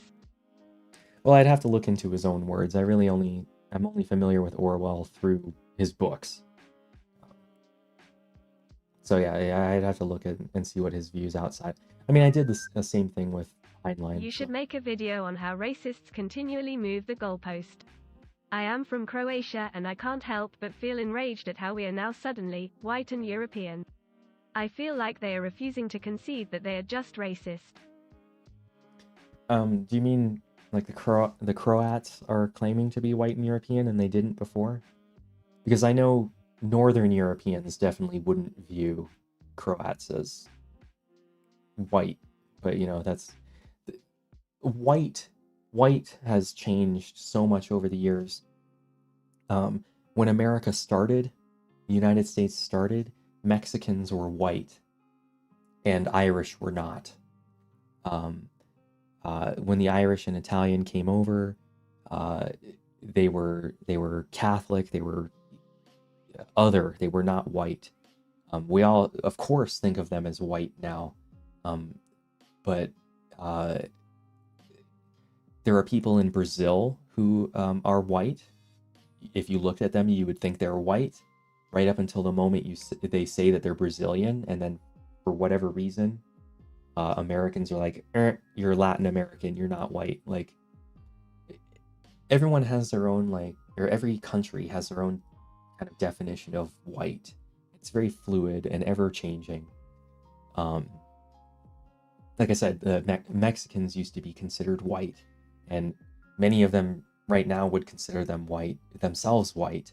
I mean, George Zimmerman considered himself white, whereas white people would say that they're not white. So it's very strange. It's a very strange race to try and define. So a video about how they continuously shift the goalposts might be interesting, but would bring comments from the worst people on the internet, and I don't know if I want to do that. KB, nice weekend. Happy your content is out there. Oh, well, thank you. I appreciate that.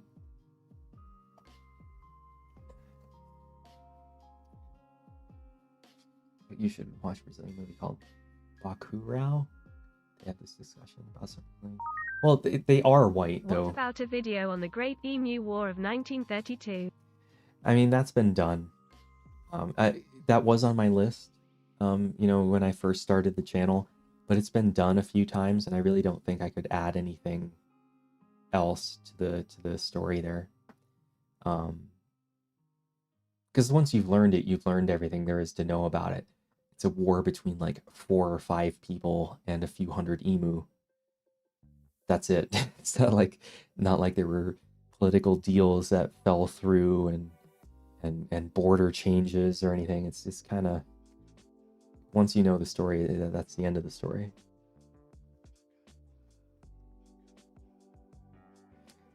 So it kind of looks like we've reached the end here, which is cool. We've been going for 3.5 hours now, so it seems like a decent run for a live stream. Okay, there's one more. Sorry, super chatted without the MSG cold sweat smile. Just wanted to say thanks for covering important topics and overall contributing to the world. Thank you, and you're welcome. I definitely, when I started the channel 7 years ago, um, I never thought it would get to this point. I was making videos for nobody, essentially. That first year on YouTube, it was if a video got 100 views on the first day, that was amazing. That was amazing to me. Now, if it doesn't get 10,000 views in the first hour, it's a fail video. So things have really changed. That first year, it took me a whole year to get 1,000 subscribers. It took me another year to get to 10,000 subscribers. And then a few months after that, the algorithm found me and everything took off. I had like 250,000 subscribers at 2.5 years, something like that. So, yeah, it was for those first 2 years, I didn't think it was going to go anywhere. It was just kind of a hobby. Now it's my full-time job. It has been for the last like 4 years now. Every day I'm kind of blown away that I get to do this. I get to wake up and decide I'm going to learn everything there is to know about cornflakes. And I read several books about cornflakes. And I figure out how to make a video where I talk about vegetables and circumcision. And I find that to be really fun. Or, I want to know everything there is to know about Mormons, Jehovah's Witnesses, Christian Science, company towns, self-help. It's awesome that I get to just pick a topic, learn everything there is to know about it, and then deliver it to you guys. Kind of makes me choke up a little because I never thought it would get to this point at all. I thought if it got to 100,000 subscribers, like the silver play button was my ultimate goal. And I've had one now for several years. And I'm pretty close to a gold play button. And it's unreal. It's unreal. So I'm really glad I get to do this. I'm glad that you guys want me to keep doing this. And of course, that only works with your support. You showing up to these live streams, your donations, your shares, your nice comments, your nice emails, all that keeps me going. So I very much appreciate that. It's tempting to end with another sales pitch, but I feel like I've done that a few times. You know it. If you want to get in on the Discord, Patreon support, YouTube member, Twitch subscriber. I live stream on Twitch twice a week. I'll be there on Sundays and Mondays. I make candy. I do research. You can see me write. You can see me edit. I'm usually working on a video when I'm streaming. So if you want to be part of that, head on over to Twitch. If you want to get in on the Discord where we do watch parties, I reach out to them for help on all the videos. Do that. Aside from that, though, my next video should be out at the end of July. At least I'm hoping end of July.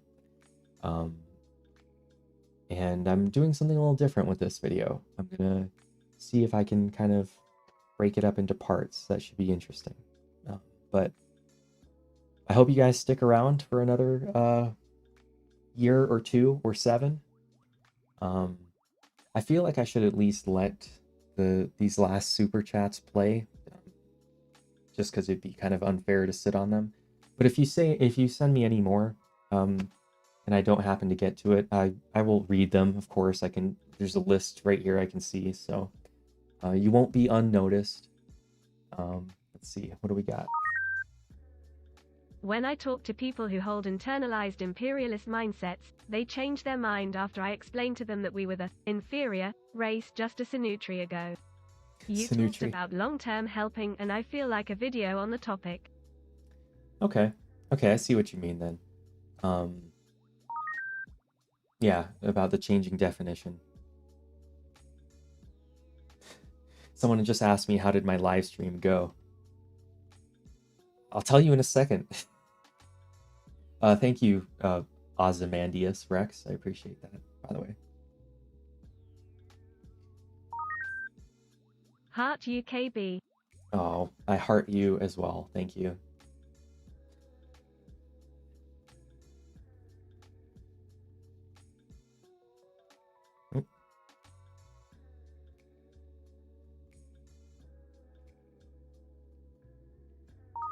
There we go. Loved your Veterans Day video. Should be a requirement for TAPS class. First year after separation from the military is the hardest. Even with a plan, things can get rough. Find a support group. I'm not familiar with what TAPS is. But, you know, I'm glad it resonated. The 3K membership mark. 3K? So you've been with me for like 6 years at least? I think when I put out the Columbus video, I had 3,000 subscribers, so that might be what you're talking about. In any case, glad you've stuck around. AF is about power turning into authoritarianism. Animal Farm. Yes. Yeah, I would agree with that. I would agree with that. I see the next one already. Roll eyes. Assuming it's the next one. Okay, not this one. Not this one. Money. Thank you, Paul. I appreciate that. The next one is roll eyes.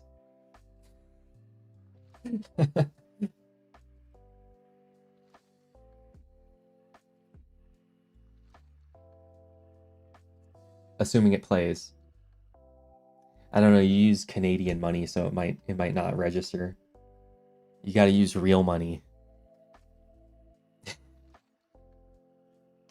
No, a big thank you to Rozarah, the community manager, and all of my moderators for helping with this stream.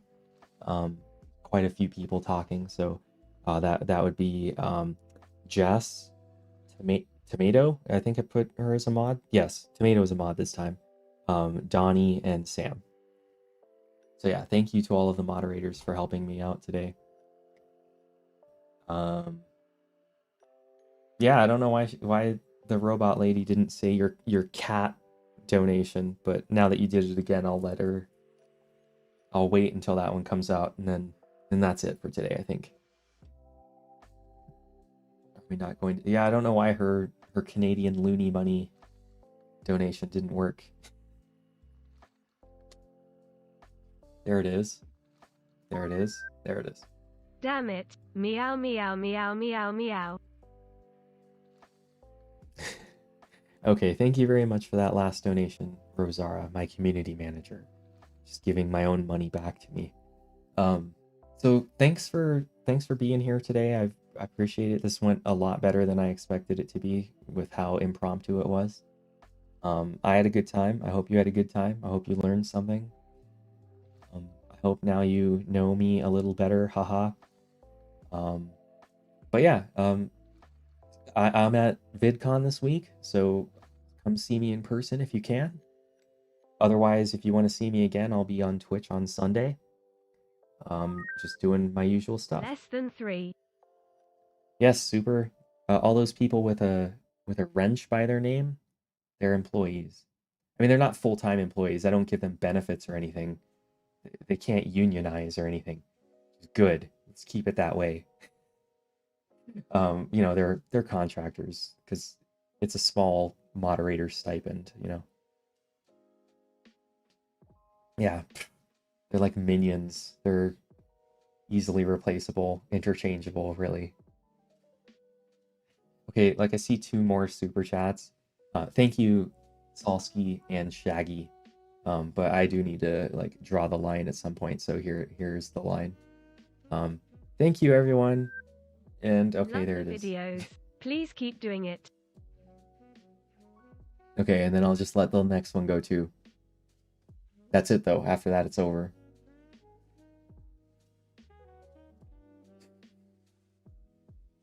I know, I'm yeah. His Imperial Majesty being harassed by cats meow. Okay, thank you for all the super chats. I hope you have a good rest of your week. I hope you have a good rest of your Juneteenth day off if you happen to be so lucky. But aside from that, thanks everyone. Bye.